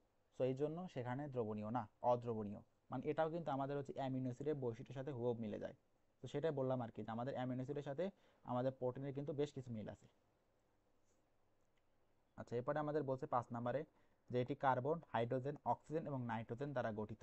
তো এই যে বললাম আমি যে একমাত্র প্রোটিনেই আমরা নাইট্রোজেন পাই। আমরা কিন্তু কার্বোহাইড্রেট পড়ি আর ফ্যাট পড়ি, যাই পড়ি না কেন সেখানে জাস্ট আমাদের হচ্ছে কার্বন আর একটা হচ্ছে হাইড্রোজেন থাকবে এবং সাথে একটা অক্সিজেন থাকবে। তো এই তিনটা মূল সমন্বয়ে মূলত আমাদের কার্বোহাইড্রেট, স্নেহ, ভিটামিন যা আছে সব তৈরি হবে। জাস্ট একমাত্র আমাদের এই প্রোটিনেই নাইট্রোজেন পাওয়া যাবে। তো এছাড়াও এখানে মূলত আমাদের সালফার, আয়ন, তামা ইত্যাদি থাকতে পারে। যেমন আমি একটু আগে বলছিলাম যে আমাদের হচ্ছে অ্যামিনো অ্যাসিড আছে, যদি বিশুদ্ধ একটা প্রোটিনকে ভাঙি সেখান থেকে আমরা অ্যামিনো অ্যাসিড পাবো। বাট যদি একটা অবিশুদ্ধ প্রোটিনকে ভাঙি সেখান থেকে আমরা জাস্ট অ্যামিনো অ্যাসিড পাবো না, সেখানে আরও কিছু জিনিসপত্র পেতে পারি। যেমন ওখানে সালফার, আয়রন, তামা এগুলো যদি কানেক্টেড থাকে, তো সেখান থেকে জাস্ট আমরা পিওর অ্যামিনো অ্যাসিড পাবো না, অন্য কোনো একটা যৌগ পেতে পারি। তো এটা আর কি এখানেও বলছে। আবার 6 নাম্বার বলছে যে অ্যাসিড প্রয়োগ করলে প্রোটিন তঞ্চিত হয়। তঞ্চিত মানে হচ্ছে জমাট বাঁধা। তো জমাট বাঁধে এবং এতে এদের আণবিক গঠনের পরিবর্তন হয়। আচ্ছা, তো অ্যাসিড প্রয়োগে আমাদের হচ্ছে যেটা হচ্ছে প্রোটিন জমাট বাঁধে, এটাই বলছে। এরপরে বলছে যে প্রোটিন হচ্ছে তড়িৎধর্মী এবং হচ্ছে বাফার দ্রবণ হিসেবে কাজ করে। তো এখন দেখো আমাদের প্রোটিন যখনই কথা বলবো তখনই আমরা অ্যামিনো অ্যাসিড টপিকটা আনবো, কারণ অ্যামিনো অ্যাসিডের সমন্বয়ে আমরা হচ্ছে প্রোটিন গঠন করি। তো এখন আমাদের অ্যামিনো অ্যাসিড হচ্ছে জুইটার আয়ন। জুইটার আয়ন মানে কি, এখানে পজিটিভ নেগেটিভ চার্জ থাকবে। তো যেখানে মূলত আমাদের পজিটিভ নেগেটিভ চার্জ থাকতে পারে সেটা তো আমাদের অবশ্যই তড়িৎ পরিবহন করতে পারে। তো এই জন্য বলছে এটা হচ্ছে তড়িৎধর্মী। আর বাফার দমন জিনিসটা কি, বাফার দমন জিনিসটা হচ্ছে যেহেতু এখানে হচ্ছে COOH মূলক থাকে, আবার NH2 মূলক থাকে, একটা অ্যাসিডিক একটা ক্ষারীয় মূলক আছে। তো এই জন্য এটা হচ্ছে আমাদের পিএইচ মানটা রক্ষা করে। তো এই জন্য বলছে এটা আমাদের বাফার দমন হিসেবেও কাজ করতে পারে। আচ্ছা, তো এরপরে আমাদের যে 8 নম্বরে আসি, তাহলে বলছে যে প্রোটিনের মনোমার অ্যামিনো অ্যাসিড ক্ষারীয় গ্রুপ, এদের ক্ষারীয় গ্রুপ বলছে NH2 এবং অম্লীয় গ্রুপ COOH থাকে বলে এটি একই সাথে ক্ষারীয় এবং অম্লীয় উভয় গুণ প্রকাশ করতে পারে, তাই এদেরকে অ্যামফোটেরিক পদার্থ বলা হয়। অ্যামফোটেরিক মানে কি, উভধর্মী পদার্থ। তো যেটা আমি বললাম এটা তো আগেই বলা হয়ে গেছে, যেটা আমি বুঝলাম না। আচ্ছা, তো এখন আমাদের বলছে যে প্রোটিনের শ্রেণী বিভাগ। তো আমাদের একটা ব্যাকটেরিয়া আছে যেটা খুবই গুরুত্বপূর্ণ একটা ব্যাকটেরিয়া আমাদের লাগে, সেটা হচ্ছে ইস্কেরিয়া কোলাই। এই একটা ব্যাকটেরিয়া আছে। তো এই ব্যাকটেরিয়াটা মূলত, এই ব্যাকটেরিয়ার প্রতিটি কোষে বা একটি কোষে প্রায় 3000-এর মতো প্রোটিন থাকে। এই মানটা মনে রাখবা, 3000-এর মতো প্রোটিন থাকে। আর আরেকটা এমসিকিউ যেটা হচ্ছে আমাদের, এটা আছে হচ্ছে আমাদের জীব প্রযুক্তিতে, যে ইস্কুরা কুলাই মূলত জাস্ট একটা থাকে হচ্ছে আমাদের ক্রোমোজোম। আমাদের যেরকম 46টা ক্রোমোজোম থাকে, এদের জাস্ট হচ্ছে একটা থাকে ক্রোমোজোম থাকে। আচ্ছা, এরপরে বলছে যে মানুষের দেহে প্রায় 1 লক্ষ ধরনের প্রোটিন আছে। তাহলে ইকোলাই আছে হচ্ছে প্রতি কোষে 3,000, আর মানুষের দেহে থাকে হচ্ছে 1 লক্ষ প্রোটিন। আচ্ছা, তো যা হচ্ছে ইকোলাই থেকে আলাদা, মানে এই 3,000 আর আমাদের 1 লক্ষ এর ভেতরে কোনো পার্থক্য নাই। তার মানে বুঝতে পারতেছে যে আসলে পৃথিবীতে কি পরিমাণে প্রোটিন আছে, মানে কি পরিমাণে আলাদা আলাদা ধরনের প্রোটিন আছে। কারণ এখানে 3,000, আমাদের 1 লক্ষ, একটার সাথে একটার কোনো মিল নাই। আচ্ছা, তো এখন আমাদের এই যে বৈশিষ্ট্যগুলো আছে, এই বৈশিষ্ট্যগুলো খুবই গুরুত্বপূর্ণ। এখান থেকে প্রচুর প্রশ্ন আসে। দেখো এই প্রশ্ন একবার আসছে অলরেডি 14-15-তে। কেন আসবে? কারণ হচ্ছে দেখো কোনটা গুরুত্বপূর্ণ আর কোনটা গুরুত্বপূর্ণ না, এইটা বোঝার উপায় হচ্ছে দেখবা যে যে যে টপিকে উদাহরণ বেশি আছে, কাজ বেশি আছে, বৈশিষ্ট্য বেশি আছে এবং ছক বেশি আছে, সেগুলো সবসময় গুরুত্বপূর্ণ। সেখান থেকে সব থেকে বেশি পরিমাণে প্রশ্ন আসতে পারে। আচ্ছা, তো আমরা আসি। তো প্রোটিনকে মূলত আমরা দুই ভাগে ভাগ করতে পারি। কয় ভাগে? দুই ভাগে ভাগ করতে পারি। একটা হচ্ছে আমাদের গাঠনিক প্রোটিন, যেগুলো হচ্ছে আমাদের জীবদেহ গঠনে সহায়তা করে। আর একটা হচ্ছে কার্যকরী প্রোটিন, মানে যেটা হচ্ছে জীবদের বিভিন্ন গুরুত্বপূর্ণ কার্যাবলী সম্পাদন করতে সহায়তা করে। তো এই গাঠনিক প্রোটিনের বিভিন্ন অংশ নিয়ে গঠিত, যেমন কোষ, টিস্যু ইত্যাদি গঠনকে সুদৃঢ় করে। আচ্ছা, তো এর ভেতরে একটা আছে প্রোটিন আছে যেটা হচ্ছে আমাদের ত্বক, চুল, শিং, খুর, অন্তকঙ্কাল, অস্থি, তরুণাস্থি ইত্যাদি মানে গুরুত্বপূর্ণ ভূমিকা পালন করে, ইত্যাদি গঠনে গুরুত্বপূর্ণ ভূমিকা পালন করে। তো এটা গেল। তো এখন আমাদের এখানে কয়েকটা আমি দাগাই দেই, এইগুলো হচ্ছে মুখস্থ করবা। এই দেখ, কেরাটিন বলছে, কেরাটিন। তারপর হচ্ছে কোলাজেন, তারপর হচ্ছে ফাইব্রাইন। এগুলোর যে কাজ, এগুলো হচ্ছে মনে রাখবা। ফাইব্রাইন, স্ক্লেরোটিন, এরপর হচ্ছে কন্ড্রিন। কন্ড্রিন মানে তো হচ্ছে তরুণাস্থি, এবং সেইন। সবগুলো মনে রাখা লাগবে। তো প্রথম হচ্ছে কেরাটিন। তো কেরাটিন হচ্ছে কি করে? কেরাটিন মানে কিন্তু আমরা বুঝি আমাদের কি বলে চুল বা ত্বক এগুলোর সাথে সম্পর্কিত। তো এই হচ্ছে কেরাটিন আমাদের ত্বক, শিং, নখ, খুর এবং পালক এইগুলা সৃষ্টিতে বা এইগুলা গঠনে ভূমিকা পালন করে। কোলাজেন, কোলাজেন হচ্ছে আমাদের অস্থি, টেন্ডন এবং হচ্ছে যোজক টিস্যুতে গুরুত্বপূর্ণ ভূমিকা পালন করে। তো যখন হচ্ছে পড়বা, যে চলন অঙ্গ চলনা পড়ছো, তো সেখানে কিন্তু আমরা কোলাজেন পাইছিলাম। তো এই কোলাজেন হচ্ছে আমাদের মনে রাখবা, যেহেতু আমরা চলন অঙ্গ চলনায় কোলাজেন পড়ছিলাম, তো এই জন্য এটি অস্থি, টেন্ডন এবং হচ্ছে যোজক টিস্যু ইত্যাদিতে গুরুত্বপূর্ণ ভূমিকা পালন করে। এবারে বলছে ফাইব্রাইন। তো ফাইব্রাইন থাকে হচ্ছে মাকড়সার জালে, মাকড়সার জাল বা নেট যে তৈরি করে, সেইখানে হচ্ছে আমাদের কাজ করে হচ্ছে ফাইব্রাইন। আর সিল্কের সাথে কিন্তু মাকড়সার জালের একটা কানেক্টেড আছে। তো এই জন্য এই দুইটাতে আমাদের ফাইব্রিন গুরুত্বপূর্ণ ভূমিকা পালন করে। এরপরে বলছে স্ক্লেরোটিন। তো মনে রাখবা যেগুলো হচ্ছে স্ক্লেরোটিন বা স্ক্লেরা শব্দটা আছে, স্ক্লেরোটিন হতে পারে। আবার আমাদের আর একটা কথা আছে স্ক্লেরেন কাইমা, যেটা হচ্ছে আমাদের একটা স্থায়ী স্থায়ী টিস্যুর প্রকারভেদ। তো এই স্ক্লেরা শব্দ যেগুলো থাকবে সেগুলো বুঝবা আমাদের হচ্ছে বহিত্বক গঠন করে, এবং এই জিনিসগুলো হচ্ছে মৃত উপাদান। তো যেহেতু এখানে আমাদের স্ক্লেরোটিন আছে, তো এটা একটা বহিঃকঙ্কাল গঠন করবে, এবং এটা অবশ্যই একটা পতঙ্গের বহিঃকঙ্কাল গঠন করবে। আর যদি আমরা বলি স্ক্লেরেনকাইমা, তো সেইগুলো হচ্ছে আমাদের উদ্ভিদের বাইরের যে আবরণ আছে সেই আবরণটা গঠনে গুরুত্বপূর্ণ ভূমিকা পালন করে। তার মানে আমাদের এখানে স্ক্লেরা শব্দটা একটু মনে রাখা লাগবে। এবার বলছে কন্ড্রিন। তো কন্ড্রিন কি? তরুণাস্থিতে গঠনে গুরুত্বপূর্ণ ভূমিকা পালন করে। কন্ড্রিন, কন্ড্রিন মানে তো আমরা বুঝি এটা হচ্ছে তরুণাস্থি, সেটা। আর সেইন হচ্ছে আমাদের অস্থিতে, যেটা আমরা চলন অঙ্গ চলনে আর কি পড়ছি, আশা করি পড়ছো তুমি এটা।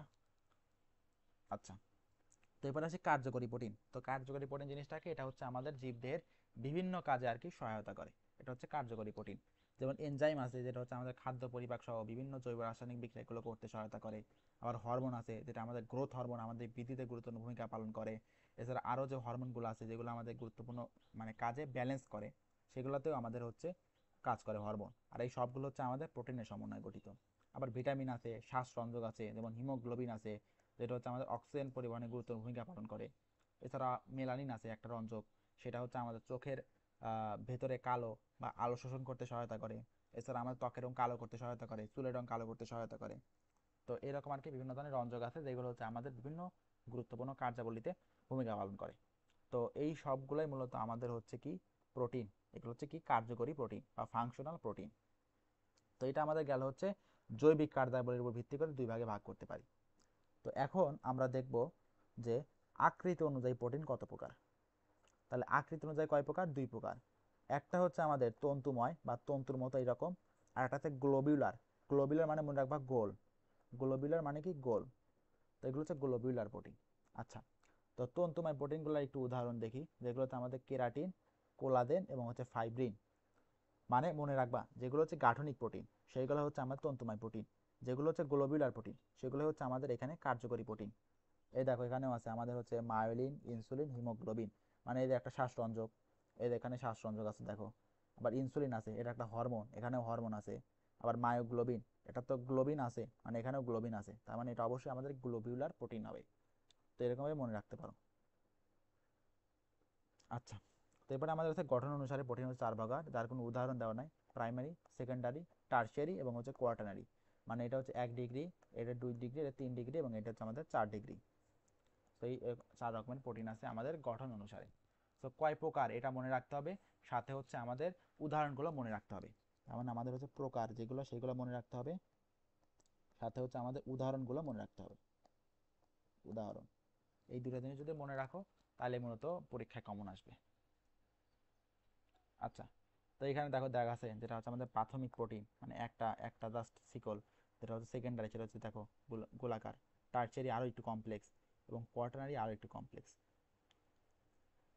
আচ্ছা, তো একটা জিনিস মনে রাখবা, আমাদের যে কোয়াটার্নারি প্রোটিনটা আছে এটা হচ্ছে, এর উদাহরণ হচ্ছে আমাদের হিমোগ্লোবিন।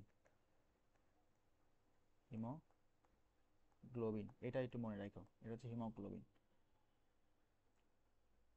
আচ্ছা, তো গেল, এখন আসি যে ভৌত রাসায়নিক গুণাবলীর উপর, গুণাবলী এবং দ্রবণীয়তা, মানে কি ভৌত রাসায়নিক গুণাবলী আর দ্রবণীয়তা, এর উপর ভিত্তি করে আমরা আবার প্রোটিনকে 3 ভাগে ভাগ করতে পারি। সরল প্রোটিন, যুগ্ম প্রোটিন এবং হচ্ছে উদ্ভূত প্রোটিন। সরল প্রোটিন কারা, মানে একদম সিম্পল, মানে জাস্ট এখানে মনে করো একই রকম সবগুলোর বৈশিষ্ট্য বা সবগুলো সেম কোয়ালিটির অ্যামিনো অ্যাসিড মিলে যে প্রোটিন হবে সেটা হচ্ছে আমাদের সরল অ্যামিনো অ্যাসিড। যুগ্ম অ্যামিনো অ্যাসিড মানে কি, যুগ্ম অ্যামিনো অ্যাসিড মানে এখানে হচ্ছে দুইটা আলাদা পার্ট থাকবে। ধরো যে এখানে একটা প্রোটিন পার্ট আছে, তার সাথে ধরো আর একটা অন্য কোনো পার্ট থাকবে, হতে পারে সেটা হচ্ছে আমাদের কার্বোহাইড্রেট, হতে পারে সেটা হচ্ছে আমাদের লিপিড, হতে হতে পারে সেটা কোনো অন্য যা কিছু হতে পারে, এরকম হতে পারে, সেটা হচ্ছে আমাদের যুগ্ম প্রোটিন। আর উদ্ভূত প্রোটিন মানে কি, মানে একটা প্রোটিন থেকে আর একটা প্রোটিনের সৃষ্টি হয়েছে, সেটা হচ্ছে আমাদের উদ্ভূত প্রোটিন। তো এই সবগুলোর বৈশিষ্ট্য আমরা দেখব। তো প্রথমে আসো আমরা দেখি এখানে আমাদের যে সরল প্রোটিন আছে, এই সরল প্রোটিন নিয়ে একটু কথা বলি। আচ্ছা, তো প্রথমে বললাম যে সরল মানে জাস্ট হচ্ছে সেম কোয়ালিটির অ্যামিনো অ্যাসিড নিয়ে গঠিত। তো এখন এই সরল সরল প্রোটিনের দ্রবণীয়তার উপর ভিত্তি করে এদেরকে আবার আমরা হচ্ছে 7 ভাগে ভাগ করতে পারি। কয় ভাগে, 7 ভাগে ভাগ করতে পারি। তো আমরা এখানে দেখবো আমাদের হচ্ছে 7 প্রকার যে দ্রবণীয়তার উপর ভিত্তি করে আমরা যে 7 প্রকার অ্যামিনো অ্যাসিডকে ভাগ করতে পারি সেটা নিয়ে একটু আলোচনা করি। তো প্রথমে আমাদের আছে যেটা, সেটা হচ্ছে আমাদের অ্যালবুমিন। সো অ্যালবুমিনের একটা যে উদাহরণগুলো আছে সেইগুলো আমাদের জানতে হবে। যেমন আমরা যদি বলি আমাদের হচ্ছে জব এবং বার্লি, এই দুটোতে থাকে হচ্ছে আমাদের বিটা অ্যামাইলেজ থাকে। কি থাকে, বিটা অ্যামাইলেজ থাকে।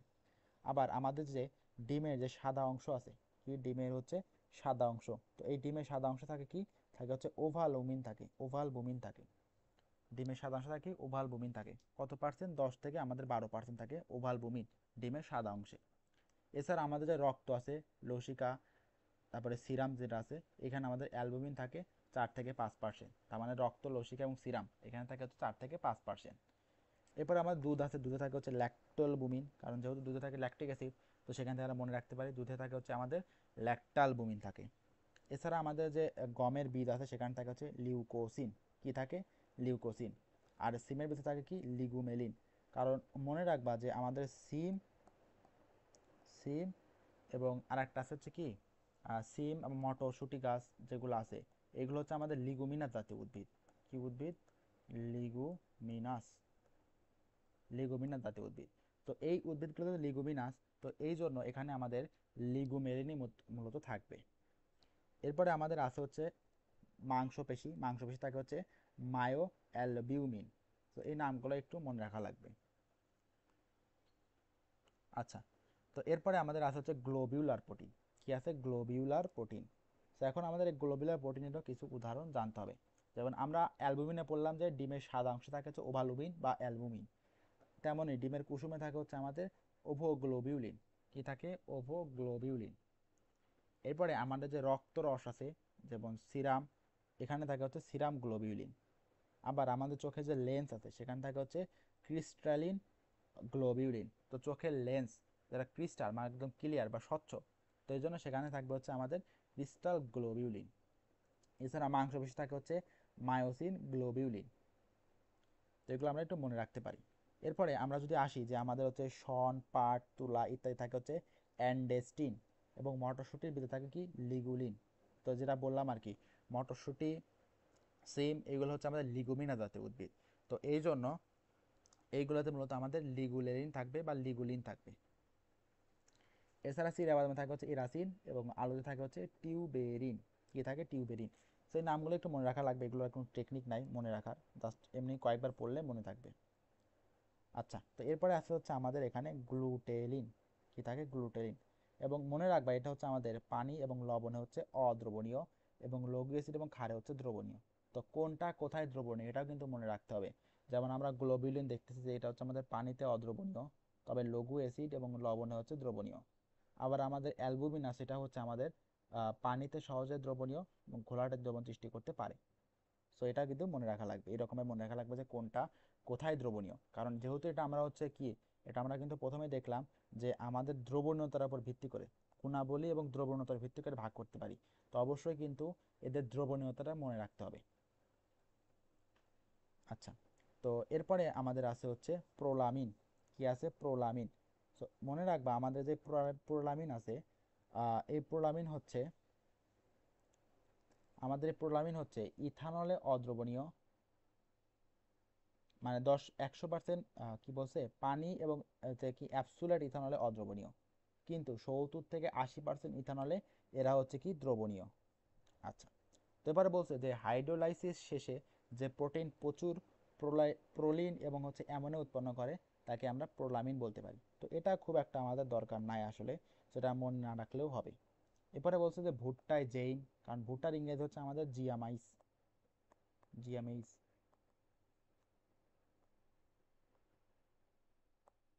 M A Y S, জিয়ামাইস। তো এখান থেকে মনে রাখতে পারি ভুট্টায় থাকে হচ্ছে জেইন। এছাড়া গম এবং রাইয়ে থাকে হচ্ছে গ্লিয়াডিন, এবং জব এবং বার্লিতে থাকে হচ্ছে আমাদের হার্ডিন। জব এবং বার্লিতে কি থাকে? হার্ডিন থাকে। আচ্ছা, এবং আরেকটা গুরুত্বপূর্ণ কথা বলছে যেটা হচ্ছে আমাদের প্রোলামিন হচ্ছে তাপে জমাট বাঁধে না। তো তাপে হচ্ছে জমাট বাঁধে না কি? প্রোলামিন। বাট আমাদের যে এখানে কি বলছে, অ্যালবুমিন এবং গ্লোবিউলিন আছে, এরা কিন্তু আমাদের হচ্ছে অবশ্যই তাপে জমাট বাঁধে।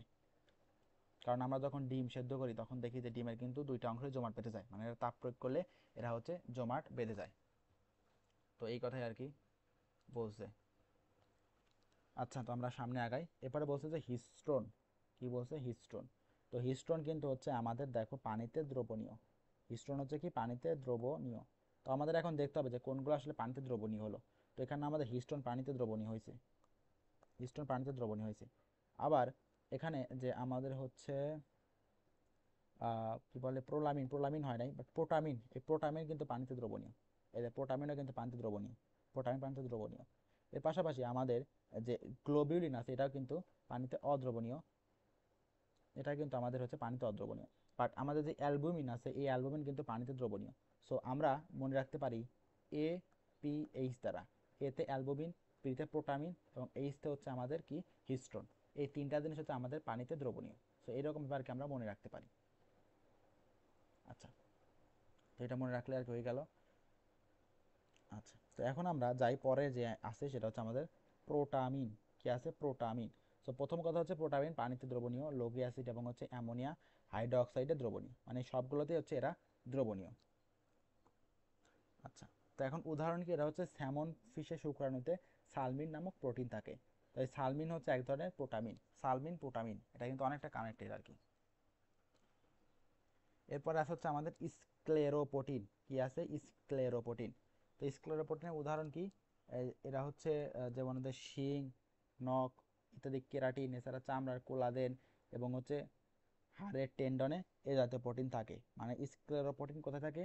আমাদের হচ্ছে শিংয়ে থাকে, নখে থাকে, খুরে থাকে, চুলে কেরাটিন থাকে, এছাড়া চামড়ায় কোলাজেন এবং হাড়ের টেন্ডনে মূলত আমাদের এই স্ক্লেরোপ্রোটিনগুলো থাকে। তো আমাদের এই 7 প্রকার গেল হচ্ছে কি? 7 প্রকার গেল হচ্ছে আমাদের যে সরল অ্যামিনো অ্যাসিড আছে সেইগুলা, তো দ্রবণীয়তা এবং গুণাবলীর উপর ভিত্তি করে। তো এখন কথা হচ্ছে আমাদের এই 7 প্রকার অ্যামিনো অ্যাসিড আসলে কি কি দরকার? প্রথম দরকার হচ্ছে এদের দ্রবণীয়তা। এরা কি পানিতে দ্রবণীয়, নাকি হচ্ছে এরা হচ্ছে আমাদের অ্যালকোহলে দ্রবণীয়, নাকি কোথায় দ্রবণীয়, এটা আমাদের জানতে হবে।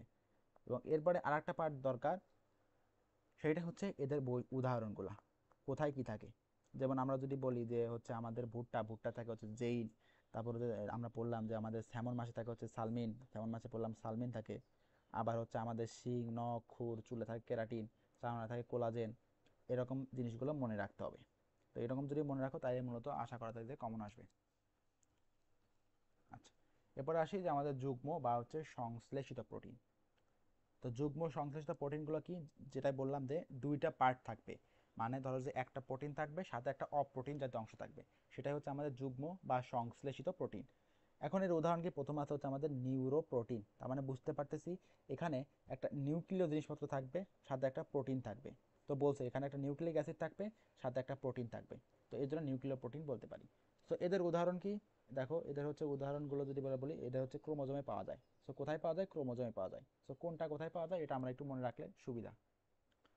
এরপরে যদি আমরা আসি তাহলে বলছে যেখানে আমাদের গ্লাইকোপ্রোটিন বা মিউকোপ্রোটিন। সো গ্লাইকোপ্রোটিন আর মিউকোপ্রোটিন মানে কি, মানে হচ্ছে এরা হচ্ছে আমাদের একটা প্রোটিন থাকবে, সাথে একটা হচ্ছে আমাদের এখানে গ্লুকোজ বা কার্বোহাইড্রেট বা শর্করা এই জাতীয় অংশগুলো থাকবে। তো এইগুলোকে আমরা বলতে পারি হচ্ছে আমাদের গ্লাইকোপ্রোটিন। আচ্ছা, তো এই গ্লাইকোপ্রোটিন কোথায় পাওয়া যায়, এই যে আমাদের সেল মেমব্রেনে পাওয়া যায়। এছাড়া গ্লাইকোপ্রোটিন বা মিউকোপ্রোটিন ইত্যাদিতে পাওয়া যায়। তো এগুলো পাওয়া যায় কোথায়, সেল মেমব্রেনে পাওয়া যায়। এবার আমরা আসি লিপোপ্রোটিন, মানে এখানে একটা লিপিড থাকবে সাথে একটা প্রোটিন থাকবে, একে আমরা লিপোপ্রোটিন বলতে পারি। তো এদের হচ্ছে উদাহরণগুলো কী কী, আমরা বলতে পারি যে বিভিন্ন ধরনের হচ্ছে মেমব্রেন, যেমন নিউক্লিয়াস, মাইটোকন্ড্রিয়া, ক্লোরোপ্লাস্ট, ল্যামেলি ইত্যাদির গাঠনিক উপাদান হিসেবে কাজ বিরাজ করে। তার মানে কোথায় থাকে, বিভিন্ন ধরনের মেমব্রেন। তো আমাদের গ্লাইকোপ্রোটিন আর লিপোপ্রোটিন নিয়ে একটাই ঝামেলা লাগবে, যে গ্লাইকোপ্রোটিন থাকে হচ্ছে আমাদের বিভিন্ন ধরনের সেল মেমব্রেনে, মানে কি কোষ প্রাচীরে থাকে।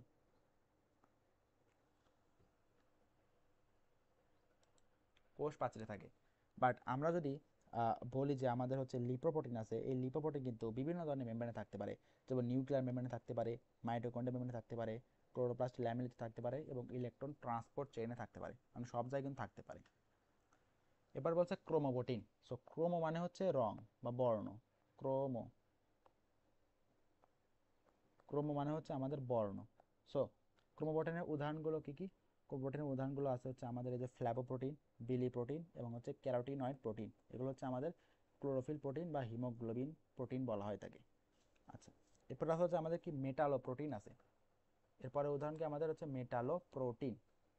তো এই মেটালো প্রোটিনে মূলত আমাদের প্রোটিনের সাথে আমাদের ম্যাগনেসিয়াম বা জিঙ্ক ইত্যাদি জাতীয় বিভিন্ন ধরনের মেটাল থাকবে।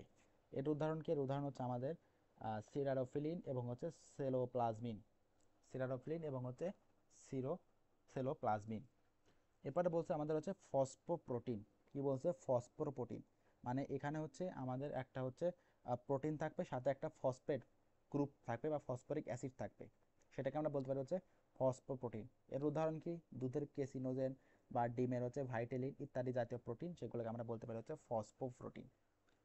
এবারে বলতে পারি কি ফ্ল্যাভি প্রোটিন। সো ফ্ল্যাভি প্রোটিনের উদাহরণগুলো কি, বিভিন্ন ফ্ল্যাভিন যৌগ যেমন FAD, ফ্ল্যাভিন অ্যাডেনিন ডাইনিউক্লিওটাইড ইত্যাদি হচ্ছে আমাদের ফ্ল্যাভোপ্রোটিন। FAD কি মনে রাখবা, FAD ফ্ল্যাভিন অ্যাডেনিন ডাইনিউক্লিওটাইড, এগুলো হচ্ছে আমাদের ফ্ল্যাভোপ্রোটিন।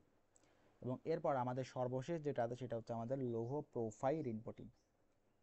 সো লৌহ, আমরা কিন্তু এর আগে পড়ছিলাম যে আমাদের যে এখানে সাইটোক্রোম আছে, এই সাইটোক্রোমের সাথে আমাদের লোহা বা ফেরামের একটা কানেকশন আছে, কারণ এই ফেরামের সব মনে মূলত আমাদের সাইটোক্রোম পাম্প বা সাইটোক্রোম গঠিত হয়।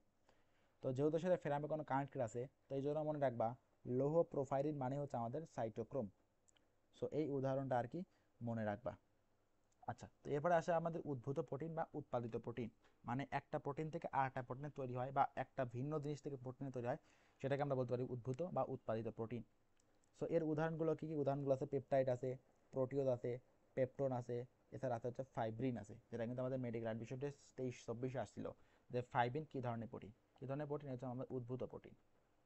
উদ্ভূত প্রোটিন, উদ্ভূত প্রোটিন। আচ্ছা, তো এরপরে আমাদের আছে যে গুণগত বৈশিষ্ট্য ভিত্তি করে এদেরকে আমরা দুই প্রকার ভাগ করতে পারি। তো এখানে কিন্তু একটা জিনিস লক্ষ্য করতে হবে, কার উপর ভিত্তি করে কয় ভাগে ভাগ করতে পারি। যেমন আমরা দ্রবণতার উপর ভিত্তি করে 7 ভাগে ভাগ করতে পারি। আবার হচ্ছে এখানে গুণগত বৈশিষ্ট্য ভিত্তি করে আমরা দুই প্রকার ভাগ করতে পারি, প্রথম শ্রেণীর প্রোটিন এবং দ্বিতীয় শ্রেণীর প্রোটিন। তো প্রথম শ্রেণীর প্রোটিন কোনগুলো, যেগুলো হচ্ছে মানে বেশিরভাগ ক্ষেত্রে বলা হয় যে প্রাণীজ, বেশিরভাগ ক্ষেত্রে প্রাণীজ, উদ্ভিদ হতে পারে বাট বেশিরভাগ ক্ষেত্রেই প্রাণীজ। যেমন মাছ, মাংস, ডিম, দুধ, বাদাম, সয়াবিন সহ অধিকাংশ যে প্রোটিন সেইগুলা। আর যেগুলো হচ্ছে দ্বিতীয় শ্রেণীর প্রোটিন, সেগুলো হচ্ছে আহ, সামান্য কিছু ব্যতিক্রম থাকে, সব হচ্ছে উদ্ভিজ্জ প্রোটিন, মানে যেটা বললাম যে প্রাণীজ হচ্ছে প্রথম শ্রেণীর, যেগুলো হচ্ছে প্রাণীজ প্রোটিন। পরীক্ষায় যদি কোনো কারণে অপশন আসে তো দেখবে আসলে প্রাণীজ প্রোটিন কিনা, যদি প্রাণীজ প্রোটিন হয় তাহলে সেটা হচ্ছে আমাদের প্রথম শ্রেণীর প্রোটিন। আর যেগুলো হচ্ছে আমাদের দ্বিতীয় শ্রেণীর প্রোটিন সেগুলো হচ্ছে আমাদের উদ্ভিজ্জ প্রোটিন। ওকে, সেটা আমাদের গেল। তো এরপরে আমাদের বলছে যে প্রোটিনের রাসায়নিক উপাদান, মূলত এখানে 20 প্রকার অ্যামিনো অ্যাসিড থাকে যেটা আমরা দেখলাম থাকে। এছাড়া যুগ্ম প্রোটিনের প্রস্থেটিক গ্রুপ হিসেবে লিপিড, কার্বোহাইড্রেট বা নিউক্লিক অ্যাসিড ইত্যাদি হচ্ছে থাকতে পারে। গেল। সো এখন আমরা দেখবো হচ্ছে আমাদের প্রোটিনের যে কাজ আছে, তো কাজগুলো আশা করি আমরা দেখছি, গাঠনিক বিভিন্ন কাজ টাজ দেখছি, তো সেইগুলো আর এখানে লেখা আছে আবার। তো একটু দেখি।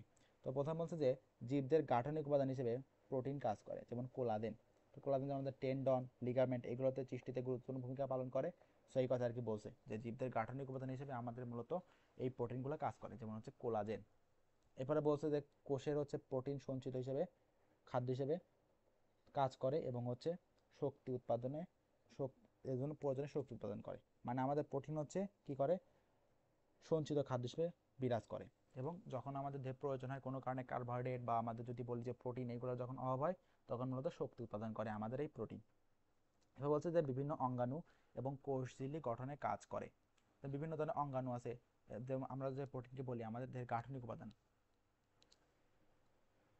হ্যালো, তোমার কি নেট চলে গেছিলো?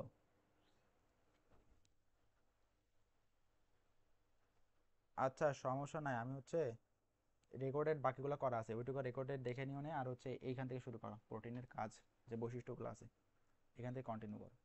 আর ওইগুলো হচ্ছে রেকর্ডেড আছে, পরে দেখে নিও। আচ্ছা, তো আমরা হচ্ছে প্রোটিনের কাজ যেটা সেটা একটু দেখি। তো প্রোটিন প্রথমে বললাম, একটু আগে তো আমরা পড়লাম, এখানে আমরা পড়ছিলাম আর কি, রেকর্ডেড ক্লাস দেখলে আর কি বুঝবা যে প্রোটিন আর কি আমাদের দেহে বিভিন্ন ধরনের ক্ষয় পূরণ করে। এছাড়া আমাদের টেন্ডন, লিগামেন্ট ইত্যাদি গঠনে গুরুত্বপূর্ণ ভূমিকা পালন করে। তো এই জন্য বলছে যে যেগুলো হচ্ছে আমাদের প্রোটিন আছে সেগুলো হচ্ছে আমাদের গাঠনিক উপাদান হিসেবে কাজ করে। উদাহরণ হিসেবে বলছে কি কোলাজেন। আচ্ছা, এবারে বলছে যে কোষে প্রোটিন সঞ্চিত খাদ্য হিসেবে কাজ করে এবং প্রয়োজনে শক্তি উৎপাদন করে। মানে আমাদের দেহে যে মেইনলি শক্তি উৎপাদন করে কারা, করে হচ্ছে লিপিড করে এবং হচ্ছে আমাদের কার্বোহাইড্রেট করে। বাট কোনো কারণে যদি আমাদের কার্বোহাইড্রেটের অভাব হয় তখন কিন্তু আমাদের প্রোটিন আছে, প্রোটিন হচ্ছে কার্বোহাইড্রেটে পরিণত হতে পারে, যাকে আমরা বলতে পারি গ্লুকোনিওজেনেসিস, যে প্রক্রিয়াটার নাম আর কি, যেখানে আমাদের স্নেহ বা প্রোটিন এগুলো হচ্ছে কার্বোহাইড্রেটে পরিণত হয় এবং কার্বোহাইড্রেটে পরিণত হয়ে সেগুলো হচ্ছে সঞ্চয় থাকে, তো সঞ্চিত খাদ্য হিসেবে কাজ করে। পাশাপাশি সেইগুলো আবার শক্তি উৎপাদন করে। তো এই জন্য বলছি যে প্রোটিন ক্ষেত্র বিশেষে সঞ্চিত খাদ্য হিসেবে কাজ করতে পারে, আবার হচ্ছে শক্তি উৎপাদনও করতে পারে। এরপরে বলছে কি বিভিন্ন অঙ্গাণু এবং কোষঝিল্লি গঠনে গুরুত্বপূর্ণ ভূমিকা পালন করে। এই দেখো আমরা একটু আগে পড়ছিলাম যুগ্ম প্রোটিনের ভেতরে হচ্ছে পড়ছি কোথায়, এই দে, এখানে আমরা পড়ছি যুগ্ম প্রোটিনের ভেতরে হচ্ছে দেখ ক্রোমোপ্রোটিন আছে, লিপোপ্রোটিন আছে, এছাড়া আছে হচ্ছে আমাদের গ্লাইকোপ্রোটিন আছে।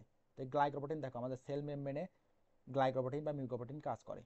তো যেহেতু এটা সেল মেমব্রেন গঠন করে, তো এই জন্য মূলত এখানে বলছে যে বিভিন্ন ধরনের অঙ্গাণু এবং কোষঝিল্লি গঠনে মূলত এটা হচ্ছে কাজ করে। সেল মেমব্রেন মানে তো আমাদের হচ্ছে কোষঝিল্লি। এবারে বলছে যে এনজাইম হিসেবে জীবদের ক্রিয়া বিক্রিয়া নিয়ন্ত্রণ করে। মানে জীবদের যে বিভিন্ন ক্রিয়া বিক্রিয়া হয় সেগুলো নিয়ন্ত্রণ করে কারা, এনজাইম। আর এই এনজাইমটা আসলে কি দ্বারা গঠিত, আমরা একটু আগে পড়ছিলাম সকল এনজাইম প্রোটিন, বাট সকল প্রোটিন কিন্তু এনজাইম নয়। তার মানে এনজাইম মানেই প্রোটিন, এনজাইম যা করবে সবই হচ্ছে প্রোটিনেরই কাজ। যেমন আমরা একটা রুবিস্ক এনজাইমের কথা বলছি, রুবিস্ক এনজাইম কি করে, রুবিস্ক এনজাইম হচ্ছে আমাদের হচ্ছে যে কি বলে C3 চক্র আছে, সেখানে হচ্ছে গুরুত্বপূর্ণ ভূমিকা পালন করে, কার্বন ডাইঅক্সাইড গ্রহণ করে। আমাদের যে রাইবোলোজ 1,5 বিস ফসফেট আছে, এটা যে হচ্ছে আমাদের কার্বন ডাইঅক্সাইড একটা গ্রহণ করে, একটাতে কার্বন ডাইঅক্সাইড গ্রহণ করে, এই বিক্রিয়াতে আমাদের রুবিস্ক এনজাইম হচ্ছে গুরুত্বপূর্ণ ভূমিকা পালন করে। তো এই কথা আর কি বলছে। এর পাশাপাশি আমাদের যে অ্যান্টিবডির গাঠনিক উপাদান আছে, সেই গাঠনিক উপাদানে কিন্তু আমাদের হচ্ছে এই প্রোটিন। তো সেই সেই জন্য মূলত আমাদের হয়তো বিভিন্ন ধরনের রোগ প্রতিরোধ ক্ষমতা সৃষ্টিতে মূলত এই প্রোটিন কাজ করে। যেমন একটা প্রোটিনের নাম হচ্ছে ইমিউনোগ্লোবিউলার প্রোটিন। এবারে বলছে 6 নাম্বার, জীবদের প্রয়োজনীয় হরমোন উৎপন্ন করে হচ্ছে ইনসুলিন। মানে জীবদের প্রয়োজনীয় হরমোনগুলো আছে সেগুলো তো আমাদের প্রোটিন, সেগুলো আমাদের হচ্ছে এই প্রোটিনই গুরুত্বপূর্ণ ভূমিকা পালন করে। 7 নম্বরে বলছে যে হিস্টোন প্রোটিন নিউক্লিয়াস এবং নিউক্লিক অ্যাসিডে কার্যকর করে। যেমন আমরা যদি বলি যে আমাদের যে হচ্ছে ক্রোমোজোম আছে, ক্রোমোজোম কেমন, এরকম প্যাচ পারানো এরকম অনেক প্যাচ পারানো থাকে। তো এখন এইখানে আমাদের যে হিস্টোন, এখানে একটা হিস্টোন প্রোটিন থাকে, যে হিস্টোন প্রোটিনকে কেন্দ্র করে মূলত ক্রোমোজোম এরকম বিন্যস্ত করে থাকে বা বিন্যস্ত হয়ে থাকে। তো হিস্টোন প্রোটিন না থাকলে মূলত প্রোটিনের কার্যাবলী সুষ্ঠুভাবে সম্পাদন হতো না। তো এই জন্যই বলছে যে হিস্টোন প্রোটিন নিউক্লিয়াস এবং নিউক্লিক অ্যাসিডকে কার্যকর করে। এরপরে 8 নাম্বার বলছে কি যে কিছু প্রোটিন বিষাক্ত হওয়ায় অনেক জীব তা খেয়ে মারা যায়, যেমন সাপের বিষ। তার মানে কি সাপের বিষ হচ্ছে এক ধরনের প্রোটিন, এটা একটু গুরুত্বপূর্ণই বলা যায়, সাপের বিষ হচ্ছে এক ধরনের প্রোটিন। এবার বলছে যে সকল উদ্ভিদে বিষাক্ত প্রোটিন থাকে তারা মূলত অনেক পশু পাখি আক্রমণ থেকে রক্ষা পায়, যেমন সাপের কথা বলছি। এছাড়া আমাদের হাইড্রা যে আছে, হাইড্রায় একটা বিষ থাকে আর কি। তো এইগুলো আর কি বলছে। এবার বলছে যে হিমোগ্লোবিন প্রোটিন পানিতে সমস্ত কোষে অক্সিজেন সঞ্চালনে গুরুত্বপূর্ণ ভূমিকা পালন করে। যে আমাদের শ্বাসরঞ্জক পড়ছিলাম, শ্বাসরঞ্জকও তো হচ্ছে এক ধরনের হচ্ছে প্রোটিন। তো তার ভিতরে একটা হচ্ছে আমাদের হিমোগ্লোবিন, সেটা হচ্ছে আমাদের অক্সিজেন পরিবহনে গুরুত্বপূর্ণ ভূমিকা পালন করে। এরপর বলছে যে মানবদেহে পেপটাইড থেকে উৎপন্ন প্রোটিন ডিফেন্সিভ অ্যান্টিবডি হিসেবে কাজ করে। তাহলে ডিফেন্সিভ অ্যান্টিবডি হিসেবে কাজ করে কে? মানবদেহের যে পেপটাইড থেকে উৎপন্ন প্রোটিন, সেটা হচ্ছে ডিফেন্সিভ অ্যান্টিবডি হিসেবে কাজ করে। 12 নম্বর বলছে পিগমেন্ট হিসেবে কাজ করে, যেমন হচ্ছে রোডপসিন। তো রোডপসিন হচ্ছে আমাদের চোখে এক ধরনের কোষ থাকে যার নাম হচ্ছে রড কোষ। তো যেই কোষের কারণে আমরা দেখতে পাই, এই কোষ যদি আমাদের ক্ষতিগ্রস্ত হয় তাহলে আমরা রাতকানা হব। তো এই রড কোষ মূলত এক ধরনের হচ্ছে কি রোডপসিন নামক এক ধরনের রঞ্জক পদার্থ থাকে বা পিগমেন্ট থাকে। তো সেই পিগমেন্ট হচ্ছে এক ধরনের প্রোটিন। আচ্ছা, তো এরপরে আমরা বলি যে আমাদের আছে হচ্ছে ইন্টারফেরন। তো ইন্টারফেরন এক ধরনের হরমোন। তো এটা এক ধরনের আমাদের হচ্ছে কোষীয় প্রোটিন, এটা হচ্ছে ভাইরাসের আক্রমণকে মূলত আক্রমণ থেকে দেহকে রক্ষা করে। মানে শুধুমাত্র ভাইরাস বা ক্যান্সার যদি সৃষ্টি হয় তখন এই ইন্টারফেরনটা কাজ করে। এই যে বলছে ক্যান্সার এবং হচ্ছে ভাইরাসজনিত রোগ নিরাময়ে আমাদের ইন্টারফেরন কাজ করে।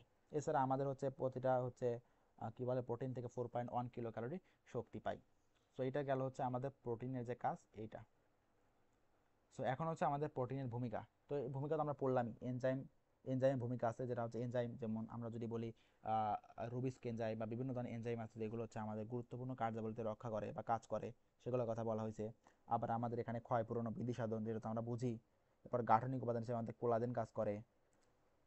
আবার পরিবহনে হিমোগ্লোবিন কাজ করে।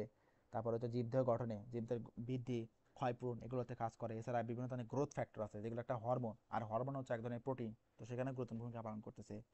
আবার হচ্ছে সাপের বিষ আছে যেগুলো হচ্ছে তাকে আত্মরক্ষা করতে কাজ করতেছে, এটাও এক ধরনের প্রোটিন। তারপরে ইন্টারফেরন ভাইরাস ক্যান্সার প্রতিরোধে কাজ করতেছে। তারপরে অ্যান্টিবডি উৎপন্ন করতেছে, যেটাও এক ধরনের প্রোটিন। তারপর হচ্ছে অ্যান্টিবডি সৃষ্টির মাধ্যমে হচ্ছে রোগ প্রতিরোধ ক্ষমতাকে ত্বরান্বিত করতেছে, তো সেটাও এক ধরনের প্রোটিন। তারপরে আমরা যদি বলি ব্যথানাশক হিসেবে থাকতেছে যে অ্যান্ডরফিন, মস্তিষ্কে অ্যান্ডরফিন থাকে যেটি হচ্ছে আমাদের ব্যথানাশক হিসেবে কাজ করে। এই সবগুলো হচ্ছে এক ধরনের প্রোটিন। তারপর হচ্ছে ঘুম সৃষ্টিতে হচ্ছে কি বলে এস ফ্যাক্টর কাজ করতেছে, তো যে সেগুলো হচ্ছে এক ধরনের প্রোটিন। তার মানে হচ্ছে আমাদের প্রোটিনই হচ্ছে সকল কার্যক্রমে গুরুত্বপূর্ণ ভূমিকা পালন করতেছে। তার মানে এক কথায় বলা যায় যে জীবদেহে সব থেকে গুরুত্বপূর্ণ যে উপাদান সেটা হচ্ছে আমাদের এই প্রোটিন। এবার আমরা প্রোটিওমস দেখি। তো প্রোটিওমস মানে কি? মানে হচ্ছে পরিবর্তনশীল অথচ জিনোম অপরিবর্তনীয়। তো জিনোম মানে কি? জিনোম মানে হচ্ছে অনেকগুলো জেনেটিক কোডের সমষ্টিকে আমরা জিনোম বলতে পারি। তো প্রোটিওম এই শব্দটার অর্থ হচ্ছে এরা পরিবর্তনশীল, বাট এদের যে ভিতরে যে প্রাইম বৈশিষ্ট্যগুলো আছে সেগুলো পরিবর্তন করবে না, সেগুলো হচ্ছে আমাদের প্রোটিওমস। তো এটা অত গুরুত্বপূর্ণ না, জাস্ট এইগুলো মনে রাখতে পারো। তো এখানেও বলছে কয়েকটা উদাহরণ দেওয়া আছে। যেমন আমরা যদি বলি গাঠনিক প্রোটিন, তো গাঠনিক প্রোটিন কোনগুলো? চুল, টেন্ডন, লিগামেন্ট ইত্যাদি। আত্মরক্ষামূলক প্রোটিন আমরা বলি অ্যান্টিবডি সমূহ। সিগন্যাল প্রোটিন হরমোন সমূহ বিভিন্ন ধরনের সিগন্যাল কাজ করে। বাহক প্রোটিন হিমোগ্লোবিন। শনাক্তকারী গ্রাহক প্রোটিন হিস্টো কম্পাবিলিটি কমপ্লেক্স, যেটি হচ্ছে কোষের মূলত কোষকে চিহ্নিত করে যে এটা আমাদের নিউরন নাকি এটা হচ্ছে আমাদের জনন কোষ নাকি দেহকোষ, তো এইগুলো যে ভেরিফাই করে সেটা হচ্ছে আমাদের বলা যায় হিস্টো কম্পাবিলিটি কমপ্লেক্স। এবার বলি এনজাইম। তো এনজাইম ভিতরে আছে হচ্ছে আমাদের অ্যামাইলেজ আছে, যেটা হচ্ছে ক্যাটালিস্ট হিসেবে কাজ করে। ক্যাটালিস্ট মানে হচ্ছে কাটতে সহায়তা করে। এবার আছে চলনশীল প্রোটিন, যেটা হচ্ছে আমাদের অ্যাক্টিন এবং মাইসিন আছে, যেটা হচ্ছে আমাদের চলাচলে সহায়তা করে। তো এইটা গেল হচ্ছে আমাদের প্রোটিন। তো আজকে আমাদের আর কি প্রোটিন আর অ্যামিনো অ্যাসিড পড়ার কথা ছিল, তো আমরা আর কি প্রোটিনটা শেষ করতে পারছি। নেক্সট ক্লাসে হচ্ছে আমরা লিপিড নিয়ে আলোচনা করব, আর ক্লাসটা হচ্ছে রেকর্ডেড থাকবে, এটা হচ্ছে আমি গ্রুপে দিয়ে দেবো, সেখান থেকে আর কি দেখে নেবো সবাই।